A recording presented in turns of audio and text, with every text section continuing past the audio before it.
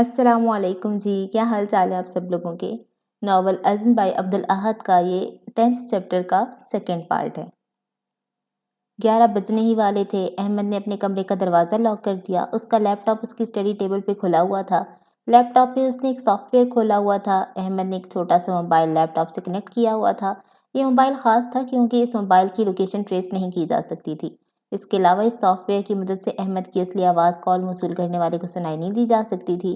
آواز پہ بہت سارے فلٹرز لگ جاتے تھے اور اصل آواز سے قدرے بھاری اور پھٹی پھٹی آواز زینت تک پہنچتی۔ ٹھیک 11 بجے زینت کی کال موصول ہوئی۔ احمد نے چہرے پہ شاطر مسکراہٹ سجائی اور کال اٹھا لی۔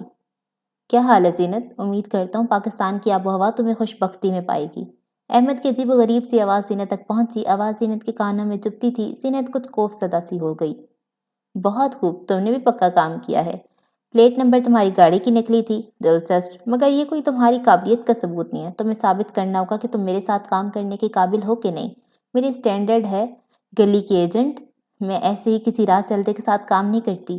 زینت ایئرپورٹ میں ہونے والی واقعی بھڑاس اب نکال رہی تھی۔ انداز جلانے والا تھا۔ احمد اونچا اونچا ہنسنے لگا۔ زینت کو مزید تب چڑھی۔ چلو پھر ایسا کرو مسٹر عبدالحمید، مجھے بتاؤ کہ تفتیش کا سانچہ بھلا کیسے بنایا جاتا ہے۔ زینت کا انداز انتقام لینے والا تھا۔ احمد کے چہرے کا رنگ اڑ سا گیا۔ ٹیسٹ لے رہی ہو میرا؟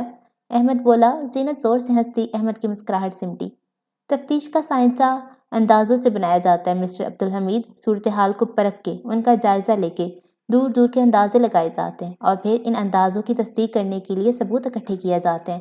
اگر تمہیں تفتیش کرنے کے بارے میں اتنی بیسک چیز بھی پتہ ہوتی تو فوراً بتا دیتے۔ مجھے شک ہے کہ تم ایک اصلی انویسٹیگیٹر ہو بھی کہ نہیں۔ زینت سختی سے بولی تھی۔ احمد ششت سا رہ گیا۔ اس نے اپنے آپ کو نارمل کیا۔ وہ زینت سے یوں دبنے والا نہیں تھا۔ اسے کچھ نہ کچھ کرنا تھا۔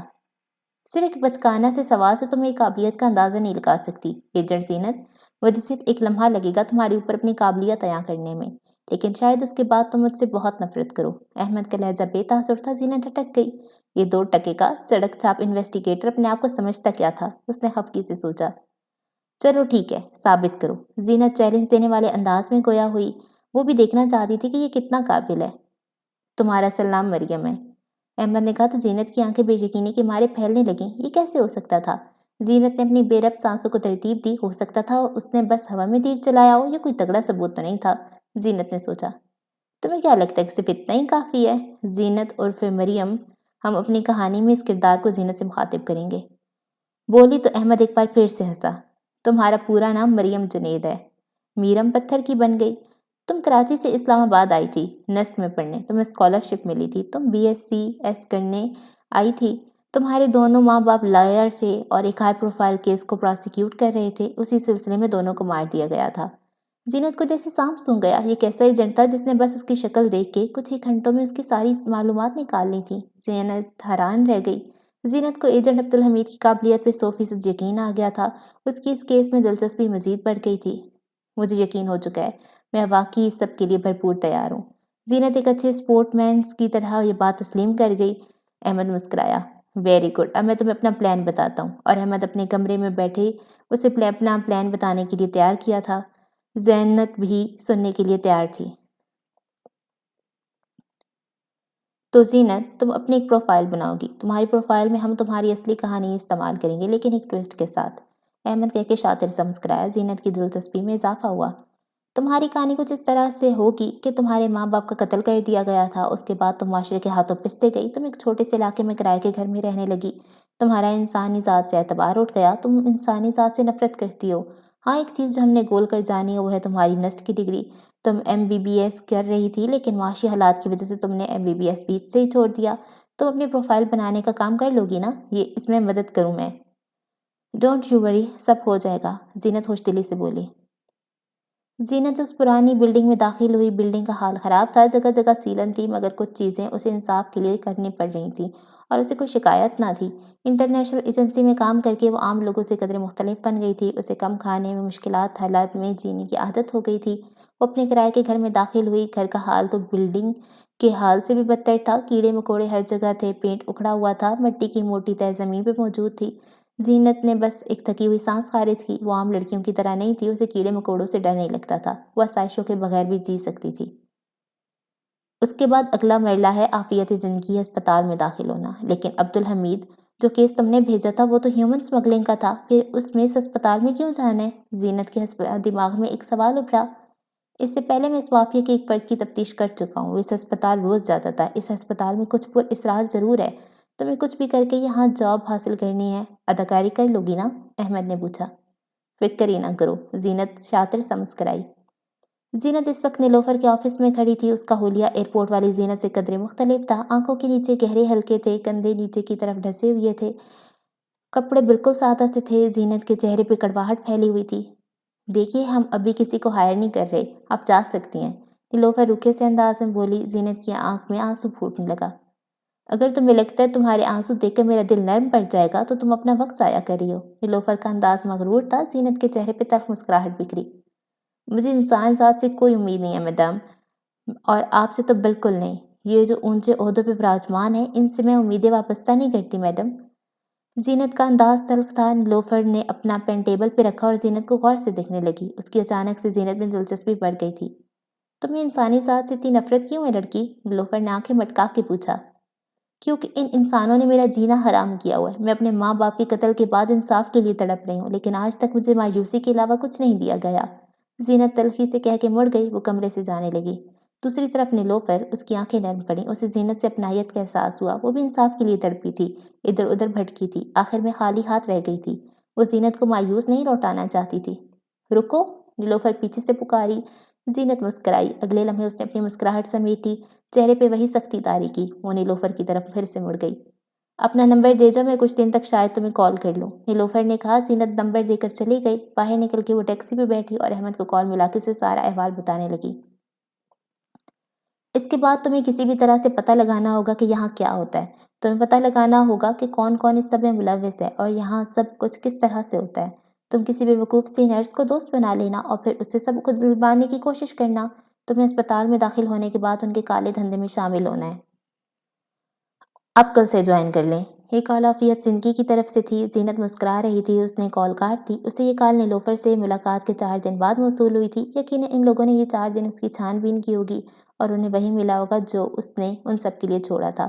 وہ سکون کی سانسیں بھرنے لگی۔ ابھی تک سب کچھ پلان کے مطابق ہو رہا تھا۔ زینت نے ہسپتال جوائن کیا تو اس کا سب سے پہلا کام کسی بے وقوف نرس کے قریب ہونا تھا۔ یہ کام اس کے لیے مشکل نہ تھا۔ وہ انسانوں کو پڑھنا بخوبی جانتی تھی۔ اس نے 1 ہفتے تک ہسپتال میں کام کرنے والی ہر نرس کا جائزہ لیا۔ اسی سلسلے میں اسے عائشہ ملی، جو کہ تقریباً 50 سال کی تھی۔ اس کا ایک 10 سال کا بیٹا تھا۔ شوہر مر چکا تھا اور کوئی بھی اسے سپورٹ نہیں کرتا تھا۔ ایک تو عائشہ بڑی عمر کی تھی اور پھر حد سے زیادہ جذباتی بھی تھی۔ وہ چھوٹی چھوٹی تفصیلات بھول جایا کرتی تھی۔ زینت نے اپنے دوست کے طور پہ عائشہ کو چنا۔ وہ اس کو اندر تک پڑھ چکی تھی۔ اب اس کا کام تھا عائشہ کے دل میں اپنی جگہ بنانا۔ ایک دن عائشہ زینت کے ساتھ پیشنٹ کے وارڈ میں موجود تھی۔ عائشہ پیشنٹ کے سرہانے کھڑے رپورٹس بنا رہی تھی، جبکہ زینت کاؤچ میں بیٹھی تھی۔ اس نے اپنے چہرے پہ روندا ہوا سا تاثر طاری کیا۔ وقتاً زینت پھوٹ پھوٹ کے رونے لگی۔ روتی ہوئی زینت کو دیکھتے ہی عائشہ کا دل پھڑپڑانے لگا۔ وہ تیزی سے زینت کی طرف لپکی۔ ارے کیا ہوا زینت؟ عائشہ پنجابی لب و لہجے میں بات کرتی تھی۔ کچھ نہیں، بس اماں یاد آ رہی تھیں، زینت روتے ہوئے بولی۔ عائشہ غمگین سی ہونے لگی۔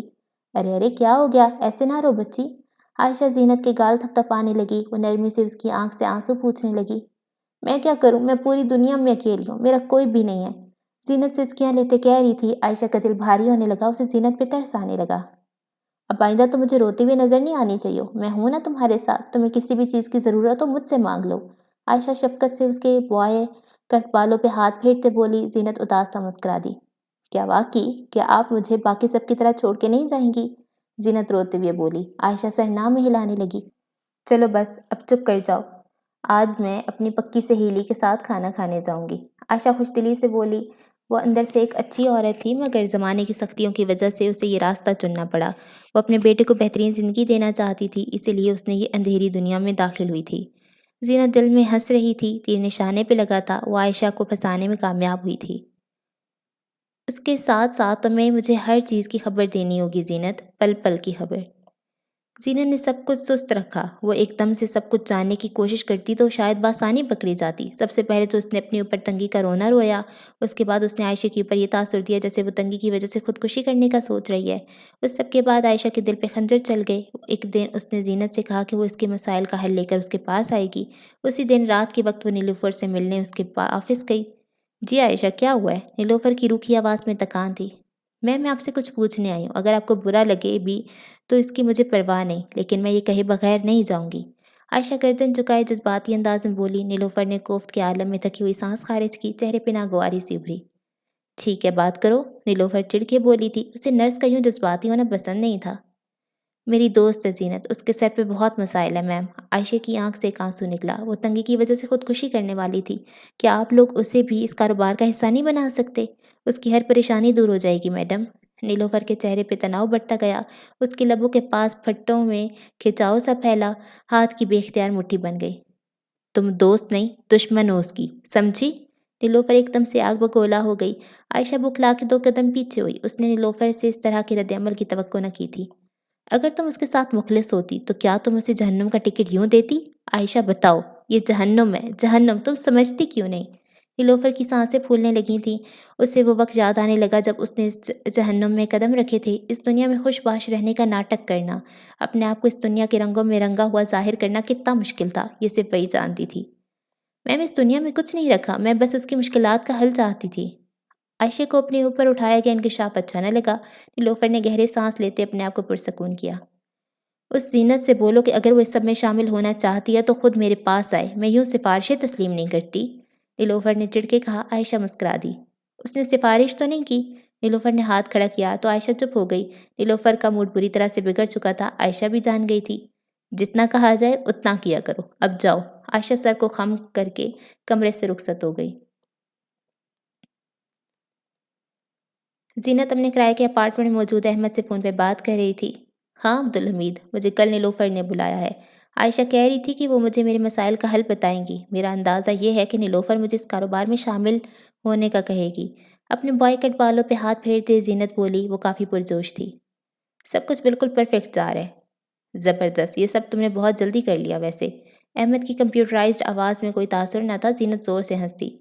متاثر ہوئی ہے نا عبدالحمید؟ زینت نے نچلا ہونٹ دباتے کہا۔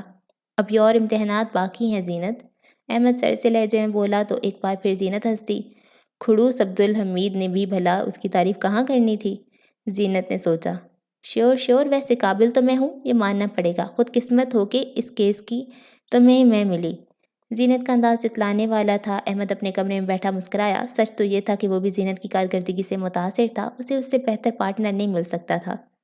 خیر، اب اگلا مرحلہ ہے اس کاروبار کے رازوں کو جاننے کا، سمجھی نا؟ احمد بولا۔ کچھ دیر معمول کی باتوں کے بعد احمد نے کال کاٹ دی۔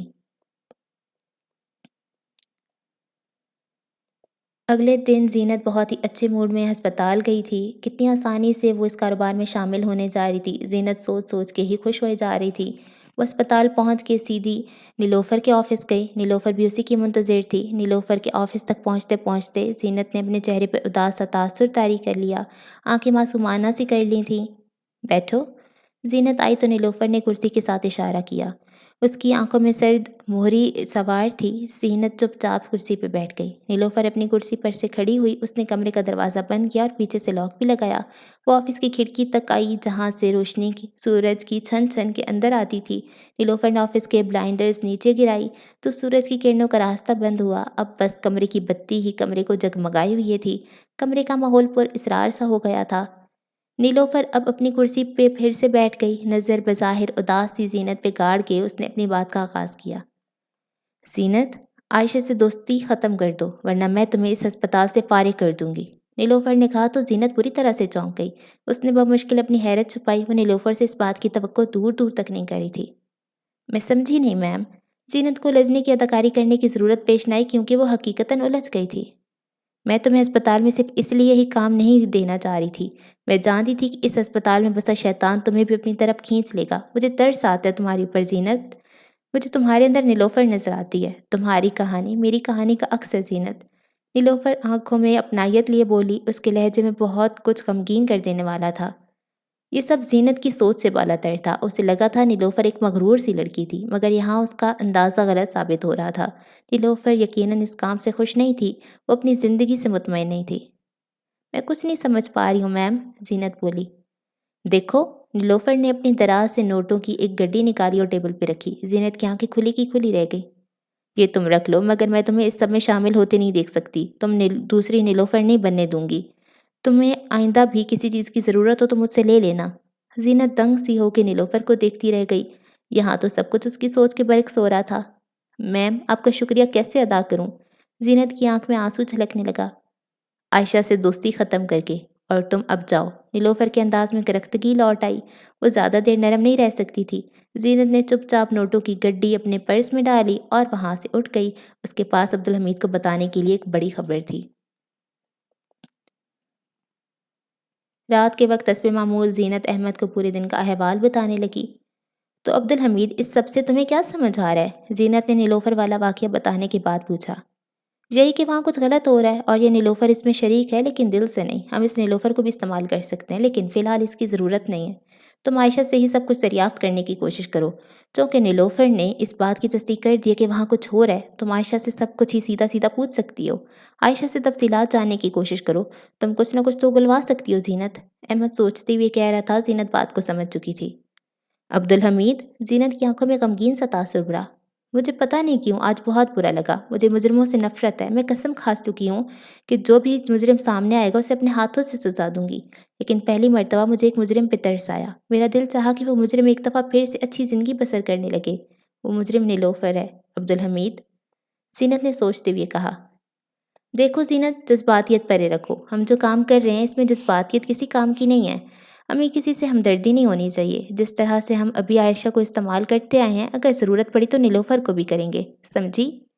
احمد تائید والے انداز میں بولا۔ وہ اس کام میں جذباتیت کی مداخلت برداشت نہیں کر سکتا تھا۔ وہ تو ٹھیک ہے، مگر اس سب نے میرے دماغ میں ایک اور زاویہ کھول دیا ہے کہ ضروری نہیں ہر مجرم سزا کا حقدار ہو۔ شاید کچھ ایسے مجرم ہوں جو کہ واقعی اچھا بننا چاہتے ہوں، تو کیا انہیں دوسرا موقع نہیں دینا چاہیے؟ زینت بولی۔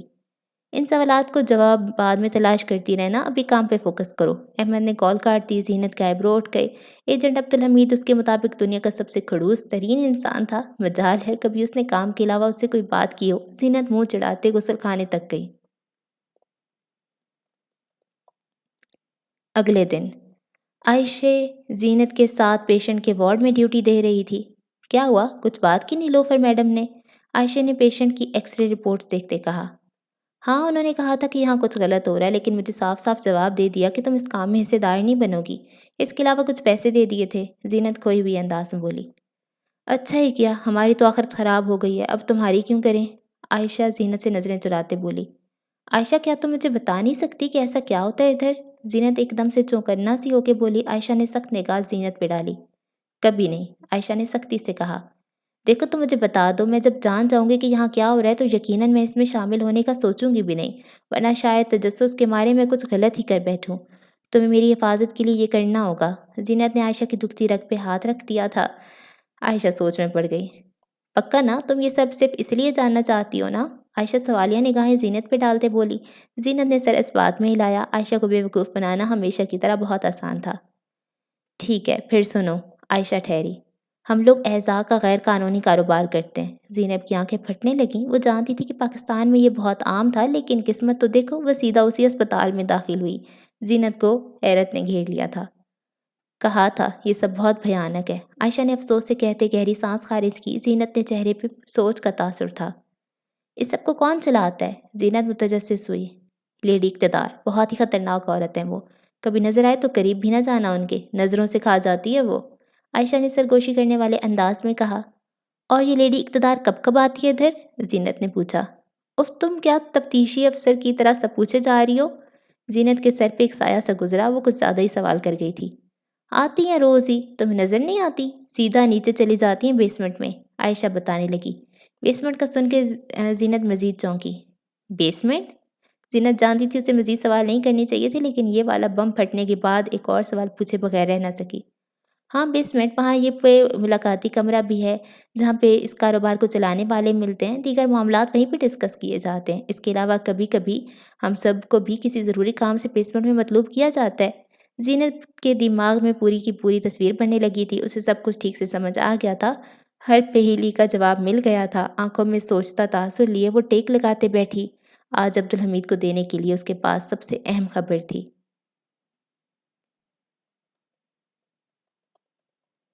تو کیا کہنا چاہو گے عبدالحمید؟ ہمیشہ کی طرح اسے ساری تفصیلات سے آگاہ کر کے وہ اس کی رائے کی مطلوب کرنے لگی۔ احمد دوسری طرف کسی گہری سوچ میں تھا۔ وہ زینت کی ہر ایک بات کا باریکی سے جائزہ لے رہا تھا۔ ملاقاتی کمرہ، انٹرسٹنگ۔ زینت، ہمیں اس ملاقاتی کمرے میں جانا ہوگا، احمد نے کہا تو زینت اٹھ کے بیٹھ گئی۔ بھلا یہ کیسے ہوگا؟ زینت نے پوچھا۔ تم عائشہ سے اس ملاقاتی کمرے کا راستہ نکلواؤ، بس کسی بھی طرح سے اسے سیدھا سیدھا ہی پوچھ لینا، ضد کر کے۔ مجھے نہیں لگتا اسے شک ہوگا، وہ ہماری سوچ سے بھی زیادہ بے وقوف ہے، لیکن اس سے بس اگلوا لینا، ٹھیک؟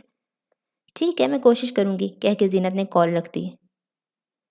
عائشہ سے کچھ بھی اگلوانا زینت کے لیے مشکل نہ تھا، اس نے باتوں باتوں میں اسے ہر تفصیل اگلوا لی تھی۔ وہ رات کے وقت بیڈ پہ پیٹ کے بل لیٹی احمد کو فون پہ سب کچھ بتا رہی تھی۔ تو یعنی ایک زینہ نیچے اترنا ہے، ایک سٹور روم میں داخل ہونا ہے، ادھر ایک لفٹ ہے، وہاں پہ پاسورڈ ہے 1986 اور یہ لفٹ ہمیں بیسمنٹ تک رسائی دے گی۔ احمد زینت کی ساری باتیں دہرانے لگا۔ اس کے علاوہ میں نے عائشہ سے کہا تھا کہ مجھے وہاں لے کر جاؤ، تو اس نے بتایا کہ ممکن نہیں، کیونکہ اس راستے پہ کیمراز لگی ہوئی ہیں جو کہ نیلوفر میڈم کے کمپیوٹر سے کنیکٹڈ ہیں۔ زینت فقریہ سے انداز میں سب بتا رہی تھی، اس کی مغرور ناک مزید اٹھ گئی تھی۔ یہ عائشہ تو میری سوچ سے بھی زیادہ بے وقوف نکلی، اف۔ احمد سے ہنسے بغیر رہا نہ گیا۔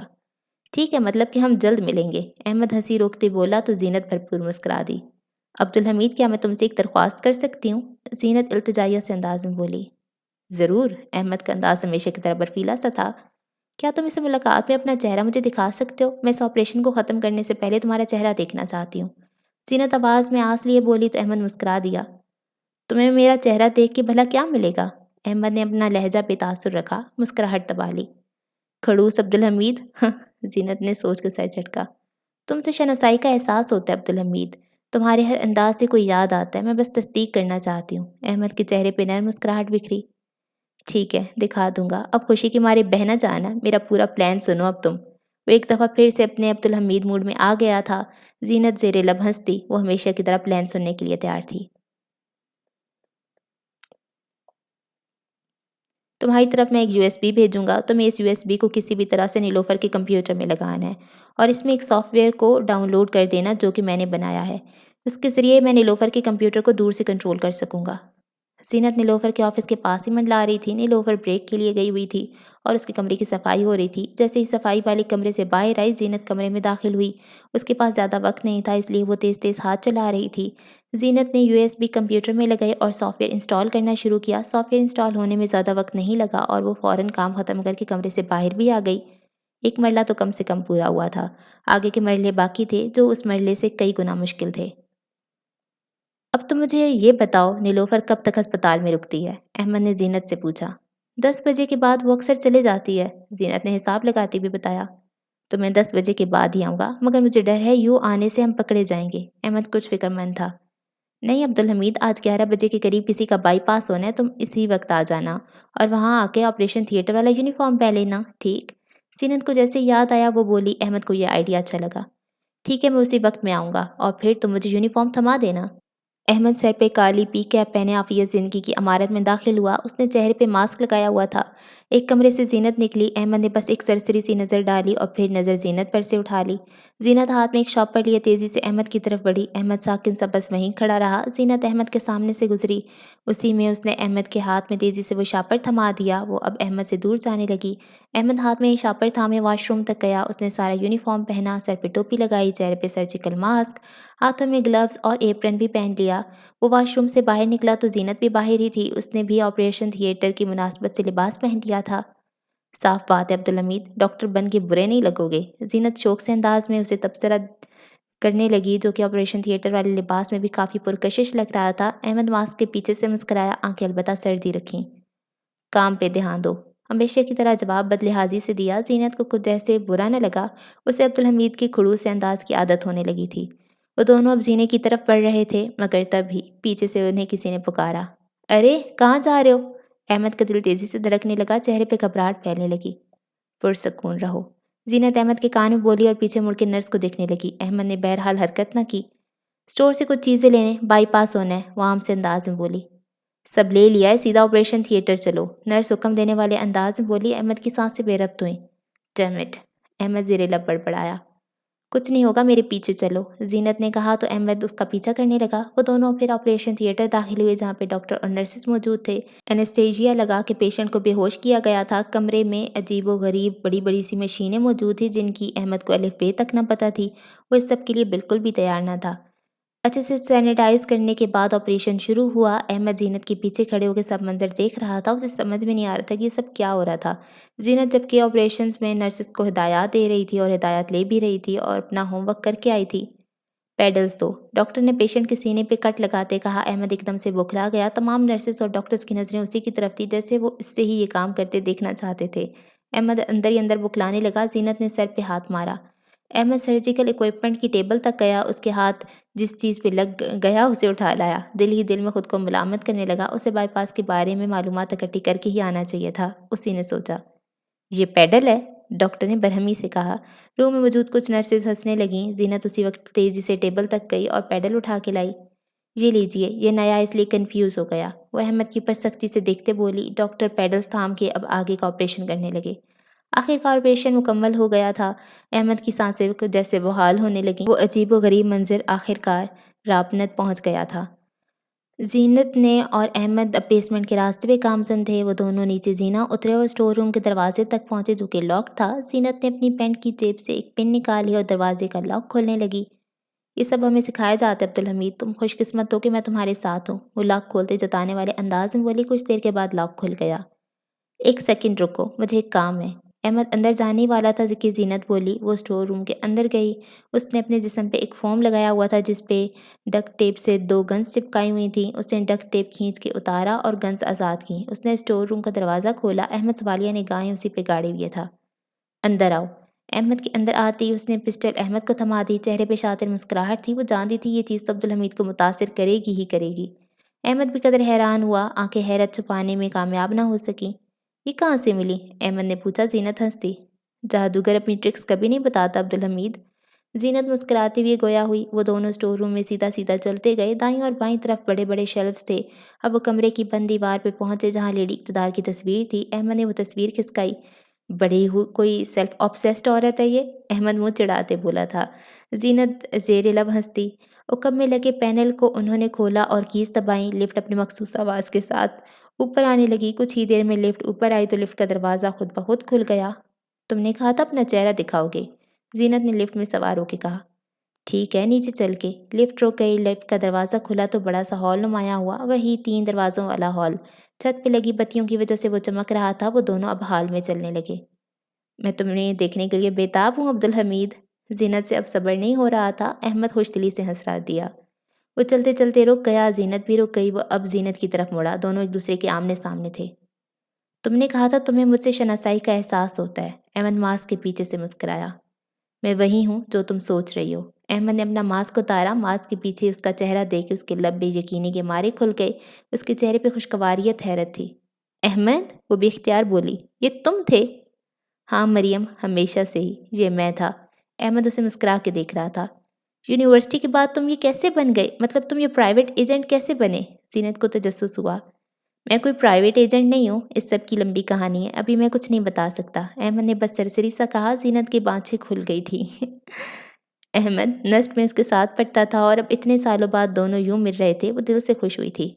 मुलाकाती कमरा। उसने दाईं जानिब बने दरवाजे के ऊपर उंगली के से इशारा किया। वो वाला है। अहमद ने सर इस बात में हिलाया। दोनों अब उस दरवाजे की तरफ चल दिए। दरवाजे के पास आके ज़ीनत ने एक दफ़ा फिर से पिंस का इस्तेमाल किया और लॉक खोला। वो दोनों अब कमरे में दाखिल हुए जो कि अंधेरे में डूबा हुआ था। ज़ीनत ने स्विच बोर्ड के बटन्स दबा के लाइट्स जलाईं। वहाँ पर 4 कुर्सियाँ गोल दायरे की सूरत में लगी हुई थीं। 4 कुर्सियाँ, यहाँ 4 लोग मुलाकात करते हैं। अहमद ने अपनी थियरी पेश की। ज़ीनत ने सर इस बात में हिलाया। अब क्या करना है? ज़ीनत ने मुझसे पूछा।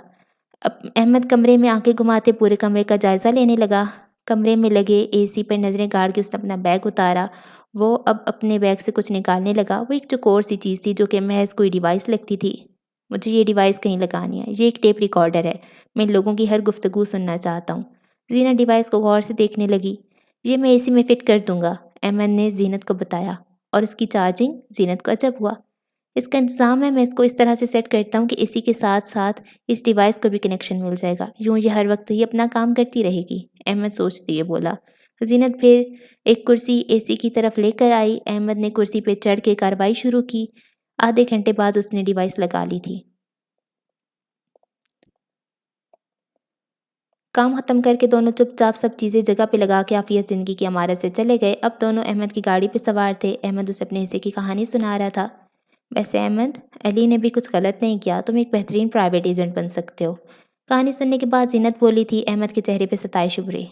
کیا واقعی؟ احمد کا انداز عام سا تھا۔ بالکل، یہ سب تمہارے پلانس تھے، تم باریکی سے ہر چیز کا جائزہ لیتے ہو، تم ایک بہترین پرائیویٹ ایجنٹ بن سکتے ہو۔ بس اپنی گھبراہٹ پہ تھوڑا کام کر لو۔ جیسے جب وہ نرس آئی تم بالکل بکھلا گئے تھے، اپنے اسٹریس پہ کام کرو تو تم سے بہتر کوئی نہیں۔ زینت پرجوش ہو کے بولے جا رہی تھی اور احمد بھی چہرے پہ مسکراہٹ سے چاہے اس کی باتیں سن رہا تھا۔ سالوں بعد پرانے دوست سے بات کرنا کتنا خوشگوار ہوتا ہے نا۔ اب اس کیس میں میری دلچسپی اور بھی بڑھ گئی ہے احمد، ہم ضرور تمہارے بھائی اور عثمان کو انصاف دلوائیں گے، ہم انہیں برباد کر کے ہی دم لیں گے۔ زینت آواز میں عزم لیے بولی، چہرہ اب سنجیدہ تھا۔ احمد کے تاثرات بھی نرم پڑے۔ تم اپنے بارے میں بھی بتاؤ، کیسے ہو گیا یہ؟ یعنی احمد نے اوپر سے نیچے زینت کو دیکھا۔ تم تو نازک سی پری بنے پھرتی تھی، پھر یہ اتنی سخت جان بندوقیں استعمال کرنے والی کیسے بن گئی؟ احمد نے کہا تو زینت کے دماغ میں سایہ سا لہرایا، اسے ماضی کے تکلیف دہ منظر یاد آئے۔ حالات نے مجھے یہ بنا دیا احمد، وہ اداس سا مسکرائی۔ تم جانتے ہو میری اماں اور میرے پاپا کو کتنی بے دردی سے مارا گیا تھا، دونوں ایک دلیر وکیل تھے۔ انصاف کے لیے ان دونوں نے ہی اپنی جانیں قربان کی، قتل کے بعد انہیں کبھی انصاف نہ ملا۔ میں انصاف کے لیے در بدر بھٹکی تھی احمد، مگر کوئی فائدہ نہ ہوا۔ میں اس وقت ہی ٹھان چکی تھی کہ مجھے انصاف نہیں ملا تو کیا، میرے جیسے جتنے بھی لوگ ہوں گے میں انہیں انصاف دلواؤں گی، میں ان کے لیے جنگیں لڑوں گی۔ اس کے بعد یہ فورس جوائن کرنے کا مجھے موقع ملا، خدا مجھ پہ مہربان ہوا۔ شروع میں بہت مشکل ہوئی، بہت سخت حالات میں رہنا پڑتا تھا، بہت سی سخت ٹریننگ تھی، مگر اس سب کے بعد میں سب سے مضبوط ورژن بن گئی احمد۔ زینت مختصر سے الفاظ اور جملوں کا استعمال کر کے اسے سب بتاتے گئی۔ اس چیز میں وہ بھی احمد جیسی تھی، وہ زیادہ بڑی بڑی باتیں نہیں کیا کرتی تھی، وہ خیالی دنیا میں جینے والی لڑکی نہیں تھی۔ اسے اس دنیا میں، اصلی دنیا میں جہاں ہر انسان کے کئی چہرے ہوتے ہیں، اسے اس ظالم دنیا میں رہنے کے طرائق آتے تھے۔ وہ ہمیشہ سے ہر پہلو کو دیکھ چکی تھی اور وہ کسی بھی قسم کی رکاوٹ کا سامنا کر سکتی تھی۔ زینت صحیح معنی میں ایک مضبوط لڑکی تھی۔ تو ایجنٹ عبدالحمید، زینت نے ماحول کا تناؤ گھٹانے کے لیے انداز مزاحیہ بنایا، آگے کیا کرنا ہے؟ احمد نرم سا مسکرایا۔ میں کچھ وقت ان سب کو دیکھنا چاہتا ہوں، میں جاننا چاہتا ہوں یہ لوگ کیا کرتے ہیں، تم بس چپ چاپ اسپتال میں کام کرتے رہو، جب کچھ کام کا پتہ چلے تو مجھے اپڈیٹ کر دینا۔ 2 ماہ بعد احمد کو ان سب کی گفتگو سننے 2 ماہ بیت چکے تھے۔ ڈیوائس میں کچھ مسئلہ تھا جس کی وجہ سے آواز پھٹ پھٹ کے آتی تھی، اس کے باعث وہ آوازوں میں تفریق نہیں کر پاتا تھا۔ اسے ان 2 ماہ میں بہت کچھ پتہ چلا۔ سب سے پہلے تو اسے عبداللہ سلطان کے ہیروں والا معاملہ سمجھ آ گیا، اس کے بعد اسے ایک گودام کا ایڈریس بھی مل گیا جہاں انسان قید تھے۔ احمد اب اگلا قدم اٹھانے کے لیے تیار تھا۔ اس نے ایک دن زینت کو بھی اپنے لائے عمل کے بارے میں بتانے کا فیصلہ کیا اور اسے کال ملائی۔ کچھ ہی دیر میں زینت نے کال اٹھا لی تھی۔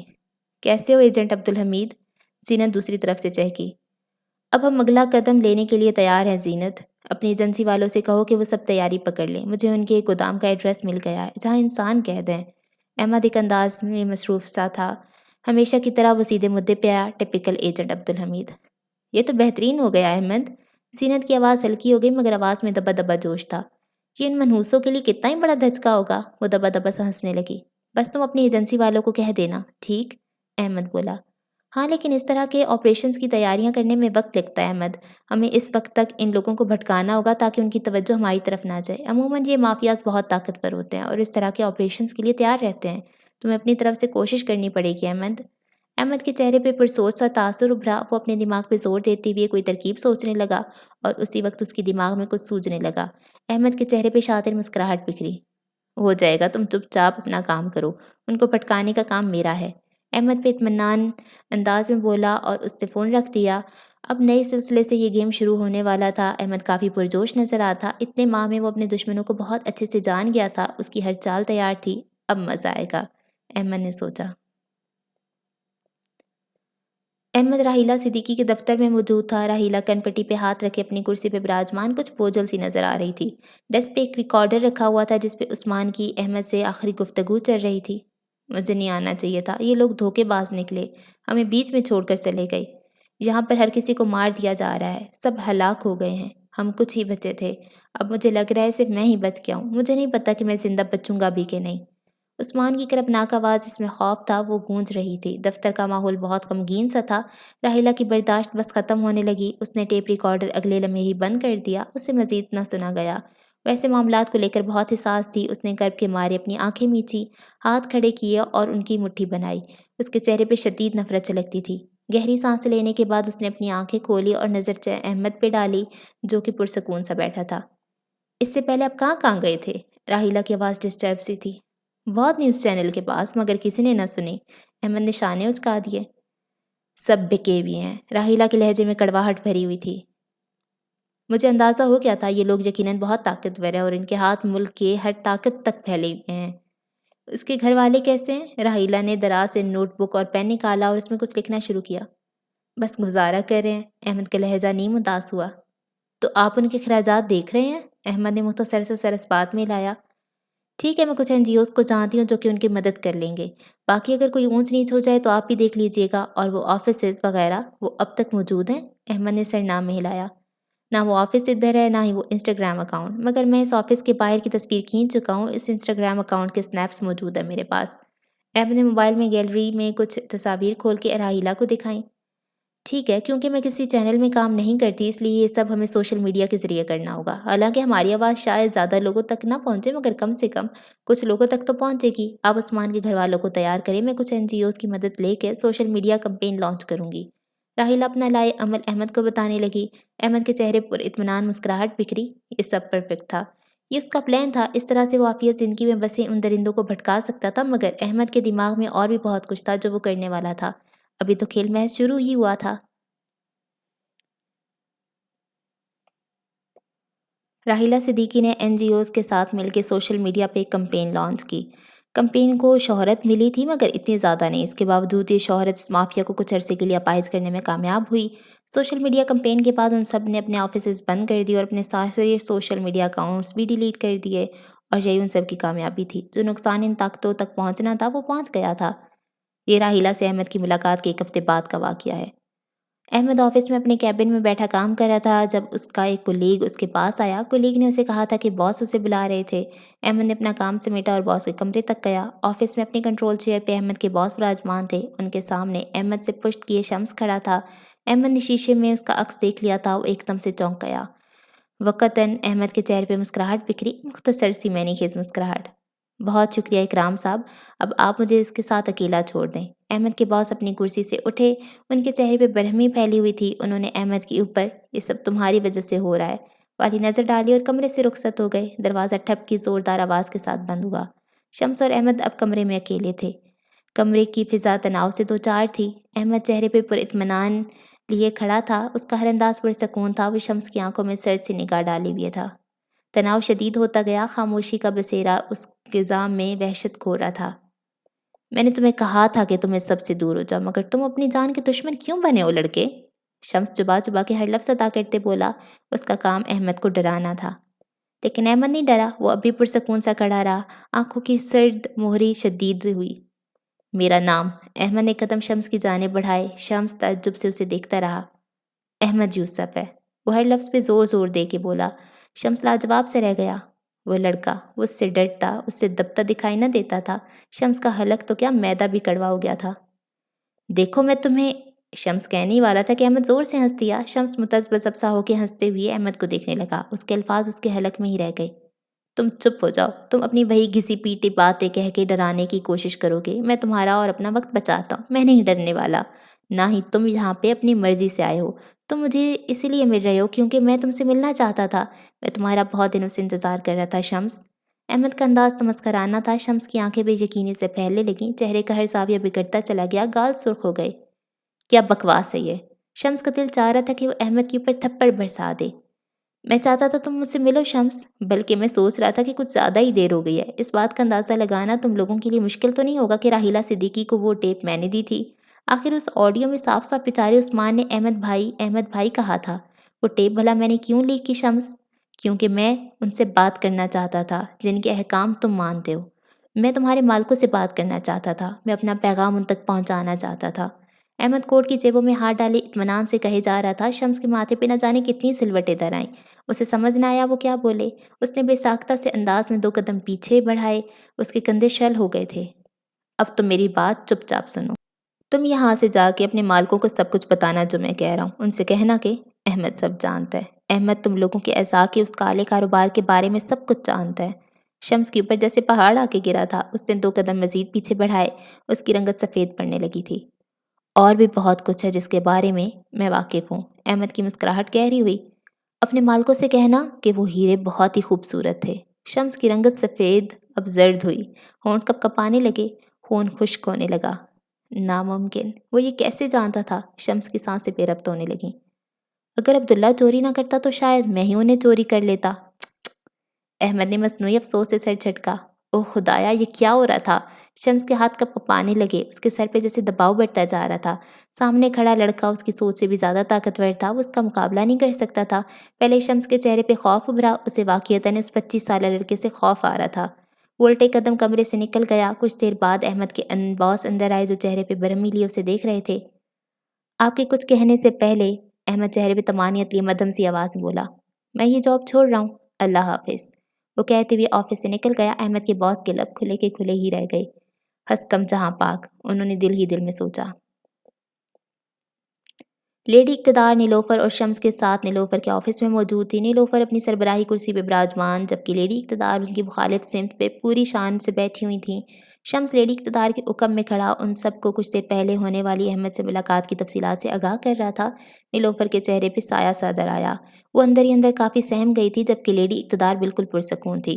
چہرے پہ رتی برابر بھی تناؤ نہ تھا، چہرہ برفیلا، انداز بھی برفیلا۔ اوہ گاڈ، اس کو یہ سب کیسے پتہ چلا لیڈی؟ نیلوفر بالکل کانپ اٹھی تھی۔ لیڈی اقتدار نے آئیبروز جھکائے۔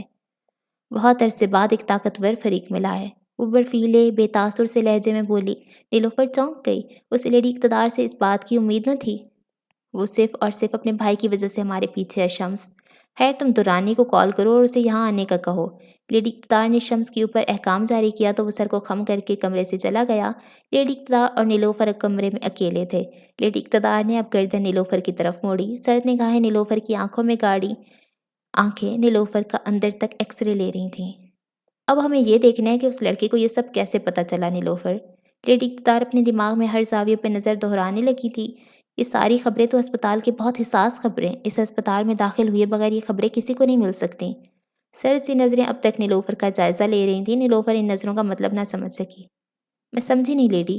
بات صاف ہے، اب وہ خود تو ہسپتال آنے سے رہا، مجھے شک ہے کہ اس نے ہسپتال کے کسی فرد کو خریدا ہے جس کے ذریعے وہ یہ کام کر رہا ہے۔ لیڈی اقتدار نے اپنا دایاں ہاتھ نیلوفر کی ڈیسک پہ رکھا اور گردن نیلوفر کی جانب بڑھائی۔ مگر پھر بھی لیڈی، یہ ہیرو والا معاملہ ہسپتال کے کسی بھی امپلائی کو نہیں معلوم۔ نیلوفر متذبذب سے انداز میں بولی۔ یہی تو دیکھنے والی چیز ہے نیلوفر۔ لیڈی اقتدار کے چہرے پہ مینے خیز مسکراہٹ تھی کہ ایسا کون ہے جو ہمارے درمیان جو اس تک یہ تمام خبریں پہنچا رہا ہے۔ نگاہوں میں گھلی سختی میں اضافہ ہوا۔ نیلوفر اب کچھ سمجھ گئی تھی، اور جیسے ہی اسے سمجھ آیا وہ تیزی سے گردن نفی میں ہلانے لگی۔ لیڈی آپ غلط سمجھ رہی ہیں، یہ میں نہیں ہوں، نیلوفر نے زور دیتے ہوئے کہا۔ وہ جانتی تھی کہ دغا بازوں کا یہاں کیا حال ہوتا ہے، اس لیے قدر خوف زدہ تھی۔ لیڈی اقتدار کی مسکراہٹ برقرار رہی۔ نیلوفر، اگر کوئی احمد تک خبریں پہنچا سکتا ہے تو وہ صرف تم ہو۔ میں تمہیں پڑھ چکی ہوں نیلوفر، تم سے ہمیشہ مجھے دھوکے کی بو آتی ہے، تم مجھ سے کچھ نہیں چھپا سکتی۔ نیلوفر کی دھڑکنوں نے اپنی رفتار پکڑ لی۔ اس نے حلق سے تھوک نکلا، آنکھوں میں لیڈی اقتدار کے لیے وحشت نمایاں تھی۔ میں وعدہ کرتی ہوں یہ میں نہیں ہوں لیڈی، نیلوفر گڑگڑانے والے انداز میں گویا ہوئی۔ لیڈی اقتدار نے سر نام ہلایا اور کھڑی ہوئی۔ 5 دن ہے تمہارے پاس، ثابت کر لو کہ تم معصوم ہو۔ بس اتنا ہی کہہ کے وہ کسی ملکہ کی طرح وہاں سے چلے گئی۔ اس نے نیلوفر کو آگے کچھ بھی بولنے کا موقع نہ دیا۔ اسے صفائی دینے کا موقع تو دیتی، نیلوفر نے سوچا۔ نیلوفر بالکل دنگ رہ گئی۔ وہ اتنے مختصر وقت میں اپنی معصومیت کیسے ثابت کر سکتی تھی؟ یہ تو طے تھا کہ وہ مرنا نہیں چاہتی تھی۔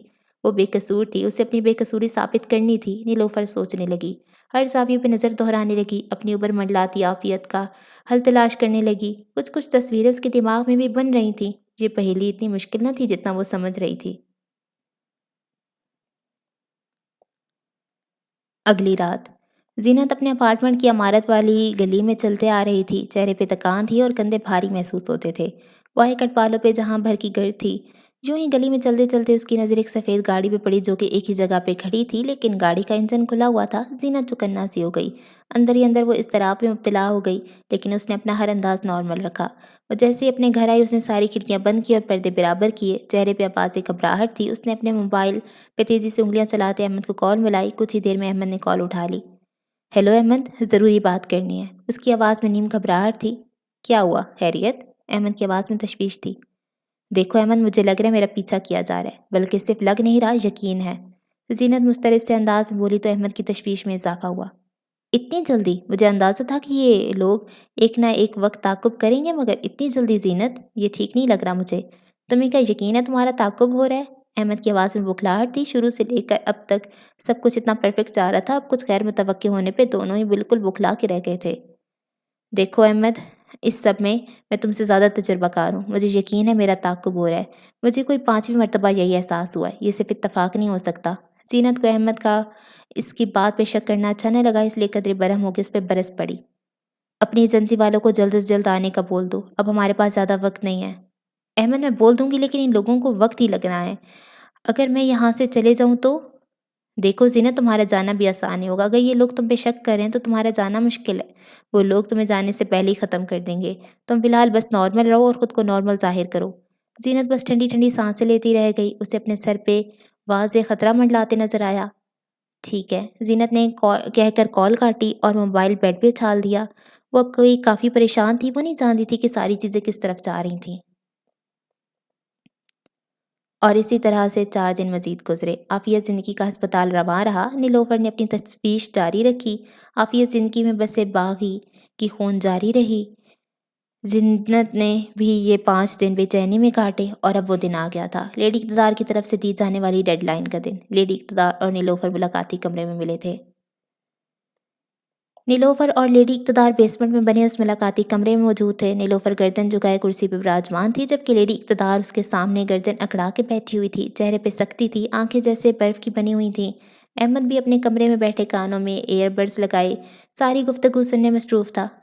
میں نے کہا تھا نیلوفر کہ تمہارے پاس صرف 5 دن ہیں، تو کیا اتنی مہلت کے بعد تم اپنی معصومیت ثابت کر سکتی ہو؟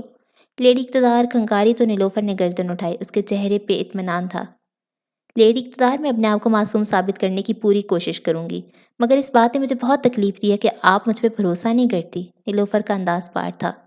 احمد غور سے سب سن رہا تھا۔ کیا امکان تھا کہ وہ لوگ زینت تک اتنی جلدی پہنچ سکتے تھے؟ کیا اس نے اپنے دشمنوں کو انڈر اسٹیمیٹ کرنے کی غلطی خطیر کی تھی؟ احمد کے دل میں طرح طرح کے خدشات ابھرنے لگے، دل مزید بے چین ہوتا گیا۔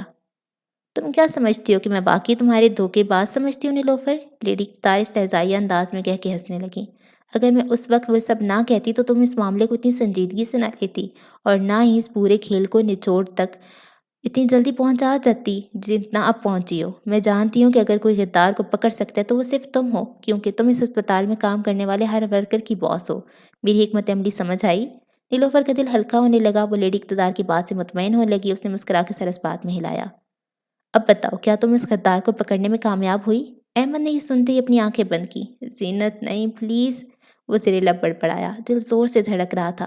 پلیز زینت نہیں کہنا، وہ ایک مرتبہ پھر بڑبڑایا۔ دل جیسے اندر ہی اندر نچڑ رہا تھا۔ ملاقاتی کمرے میں بیٹھی نیلوفر نے اپنے لب کھولے۔ زینت۔ نیلوفر کے لبوں سے زینت کا نام ادا ہوا۔ احمد کے سر پہ سیٹیاں بجنے لگیں، یہ نام اس کے دل پہ کانٹوں کی طرح چبھا، ماتھے پہ اس کے ٹھنڈے پسینے آنے لگے۔ اتنی جلدی اس کا بھانڈا کیسے پھوٹ گیا؟ اف، وہ دل ہی دل میں خود کو ملامت کرنے لگا۔ اس نے اپنا موبائل نکالا اور زینت کو کال ملائی۔ موبائل اسپیکر پہ رکھا، زینت کو رنگ گئی، لیکن اس نے کال نہیں اٹھائی۔ احمد کے وجود میں انتشار پھیل گیا تھا۔ اف مریم، کال اٹھاؤ، اس کی آواز میں لڑکھڑاہٹ تھی۔ صرف سادہ نام کافی نہیں نیلوفر، مجھے دلیل چاہیے، لیڈی اقتدار کی سرد آواز گونجی۔ احمد اپنے بستر سے اٹھا، اس نے موبائل جیب میں ڈالا۔ وائرلیس ایئر بڈز کی مدد سے وہ اب بھی دونوں کی گفتگو سن سکتا تھا۔ اس نے دراز سے چابیاں نکالیں اور تیزی سے نیچے اترنے لگا۔ وہ زینت کو بچانے خود ہسپتال جانے کا ارادہ کر کے گھر سے نکلا۔ زینت ایک بہت ہی انٹرسٹنگ مہرہ تھی لیڈی اقتدار۔ مہرہ اس لیے کہہ رہی ہوں کیونکہ میرا ماننا ہے احمد نے اسے صرف استعمال کیا ہے۔ احمد اپنی گاڑی میں بیٹھا اور زینت کو کال ملانے لگا۔ وہ اب بھی اس کی کال نہیں اٹھا رہی تھی۔ وہ ایک دن اچانک سے ہسپتال آتی ہے مجھ سے کام مانگنے۔ اس کے مطابق اس کی ماں باپ قتل کر دیے گئے تھے، اس کے بعد وہ انصاف کے لیے تڑپتی رہی، اور پھر جب اسے انصاف نہ ملا تو اسے انسانوں سے نفرت ہونے لگی۔ اس کی MBBS کی ڈگری بھی آدھی مکمل تھی۔ میں نے اس وقت اس پہ چھان بین کروائی تو اس کی ہر بات سچ ثابت ہوئی۔ میں نے اسے کام دے دیا۔ نیلوفر نے ایک وقفہ لیا۔ میں نے ایک چیز نوٹس کی تھی لیڈی، شمس کو پیٹنے کے بعد احمد نے ہم سے کوئی رابطہ نہ رکھا۔ اس نے کچھ بھی کرنے کی کوشش نہ کی، حالانکہ کچھ تو کرنا چاہیے تھا اسے۔ میں نے اسے کلیو کا استعمال کیا۔ احمد اور شمس کے ٹریکر والے واقعے کو 6 ماہ سے زیادہ ہو چکے تھے اور تقریباً 4 ماہ پہلے زینت آئی۔ یہ ممکن تھا کہ زینت کو احمد نے پلانٹ کیا ہو لیڈی، مگر اس وقت صرف یہ امکان تھا۔ میں نے یہ بھی سوچا کہ شاید اس نے کسی پرانے اسٹاف کو خریدا ہو، مگر اس کا امکان مجھے کم لگا۔ پرانے اسٹاف کو خریدنا زیادہ مشکل ہے۔ زینت کچھ مشکوک سی تھی۔ اپنے آپ کو غریب ظاہر کرنے کے باوجود اس کے بال اتنے پرفیکٹلی بوائی کٹ میں کاٹے گئے تھے۔ یہ کوئی عام بوائی کٹ نہیں تھا، بلکہ بہت مشکل والا تھا جو کہ اچھے سے ہیئر اسٹائلسٹ ہی کر سکتا ہے۔ یہ سب دیکھنے کے بعد میں نے زینت پہ ایک دفعہ پھر سے تفتیش شروع کی، مگر اس بار کچھ الگ طریقے سے۔ نیلوفر کے چہرے پہ مسکراہٹ بکھری۔ لیڈی اقتدار کی آنکھوں میں نیلوفر کے لیے متاثر کن سا تاثر ابھرا۔ وہ جانتی تھی نیلوفر اسے مایوس نہیں کرے گی۔ اور اس بار تمہیں ایسا کیا ملا نیلوفر؟ لیڈی اقتدار کی دلچسپی بڑھنے لگی تھی۔ لیڈی، اس نے کچھ غلطیاں کی۔ وہ جانتی تھی اس کے بارے میں تفتیش کی جائے گی، اس لیے وہ جو ہمیں بتانا چاہتی تھی اس نے وہ سب بہت کھلا چھوڑ دیا۔ جیسے اس کے ماں باپ کے قتل کا کیس، اس کا میڈیا میں جانا، یہ سب اس نے جیسے ہمارے لیے پلیٹ میں سجایا۔ مجھے اس چیز کا اندازہ ہوا اور اب کی بار میں نے گہری چھان بین کروائی، اور پھر مجھے کیا پتہ چلتا ہے کہ زینت 4 ماہ پہلے امریکہ سے پاکستان آئی تھی۔ یہ جاننا بہت مشکل تھا۔ وہ ڈیٹا کلین کر چکی تھی، مگر کچھ سی سی ٹی وی فوٹیجز کا شکریہ کہ وہ پکڑی گئی۔ نیلوفر نے خوش دلی سے اپنی پلکیں چپکائیں۔ لیڈی اقتدار کی مسکراہٹ گہری ہوئی۔ او خدایا! احمد گاڑی کا ایکسیلیٹر زور سے دباتے بولا۔ وہ لوگ باقی بہت آگے پہنچ چکے تھے، اس نے سوچا۔ یہ ایک بہت بڑا ثبوت تھا لیڈی، جس نے زینت کا کردار مشکوک کر دیا۔ مگر میں نے وہاں بس نہ کی، میں نے اس کے بعد اور بھی چھان بین شروع کی۔ اب کی بار میں نے زینت کے بجائے احمد کی چھان بین کی۔ میں نے دونوں کا تعلق دریافت کرنا چاہا۔ مجھے یہ بھی شک ہونے لگا تھا کہ اس کی MBBS والی بات بھی جھوٹی تھی۔ میں نے ہر زاویے پہ چھان بین کی۔ مجھے احمد کی یونیورسٹی سے کچھ ڈیٹا ملا۔ زینت کا اصل نام مریم تھا اور وہ احمد کی یونیورسٹی میں اس کے ساتھ پڑھتی تھی۔ اس کی پرانی تصویروں میں نے اسے پہچان لیا۔ اس وقت بھی اس کے بال ایسے ہی تھے، چھوٹے چھوٹے۔ نیلوفر اب خاموش ہو گئی۔ اس نے ہر دلیل پیش کر دی تھی۔ اس کا کام ختم تھا، ساری بات صاف تھی۔ لیڈی اقتدار مسکرا کے سر اس بات میں ہلانے لگی۔ اور تمہیں کیا لگتا ہے کیا تعلق ہے دونوں کا؟ لیڈی اقتدار کو نیلوفر کی تھیوری سننی تھی۔ یقیناً دونوں گہرے دوست ہوں گے، اسی لیے ہی احمد کے لیے اتنا بڑا خطرہ مول لے رہی ہے۔ لیڈی اقتدار نے گردن نفی میں ہلائی۔ ہاں، اس سے بھی زیادہ بڑھ کے ہے نیلوفر، مگر فی الوقت یہ اہم نہیں۔ ابھی یہ اہم ہے کہ اسے اس دھندے کے بارے میں کیسے پتہ چلا اور وہ احمد تک یہ خبریں کیسے پہنچا رہی تھی۔ لیڈی اقتدار سوچ میں پڑ گئی۔ اس کے بارے میں بھی میں نے بہت سوچا اور مجھے اس کا صرف ایک ہی جواب نظر آیا ہے، وہ ہے عائشہ۔ وہ زینت کی سب سے پکی دوست تھی۔ مجھے بالکل بھی حیرت نہیں ہوگی اگر عائشہ جیسی بے وقوف عورت نے اسے ہر ایک راز بتا دیا ہو۔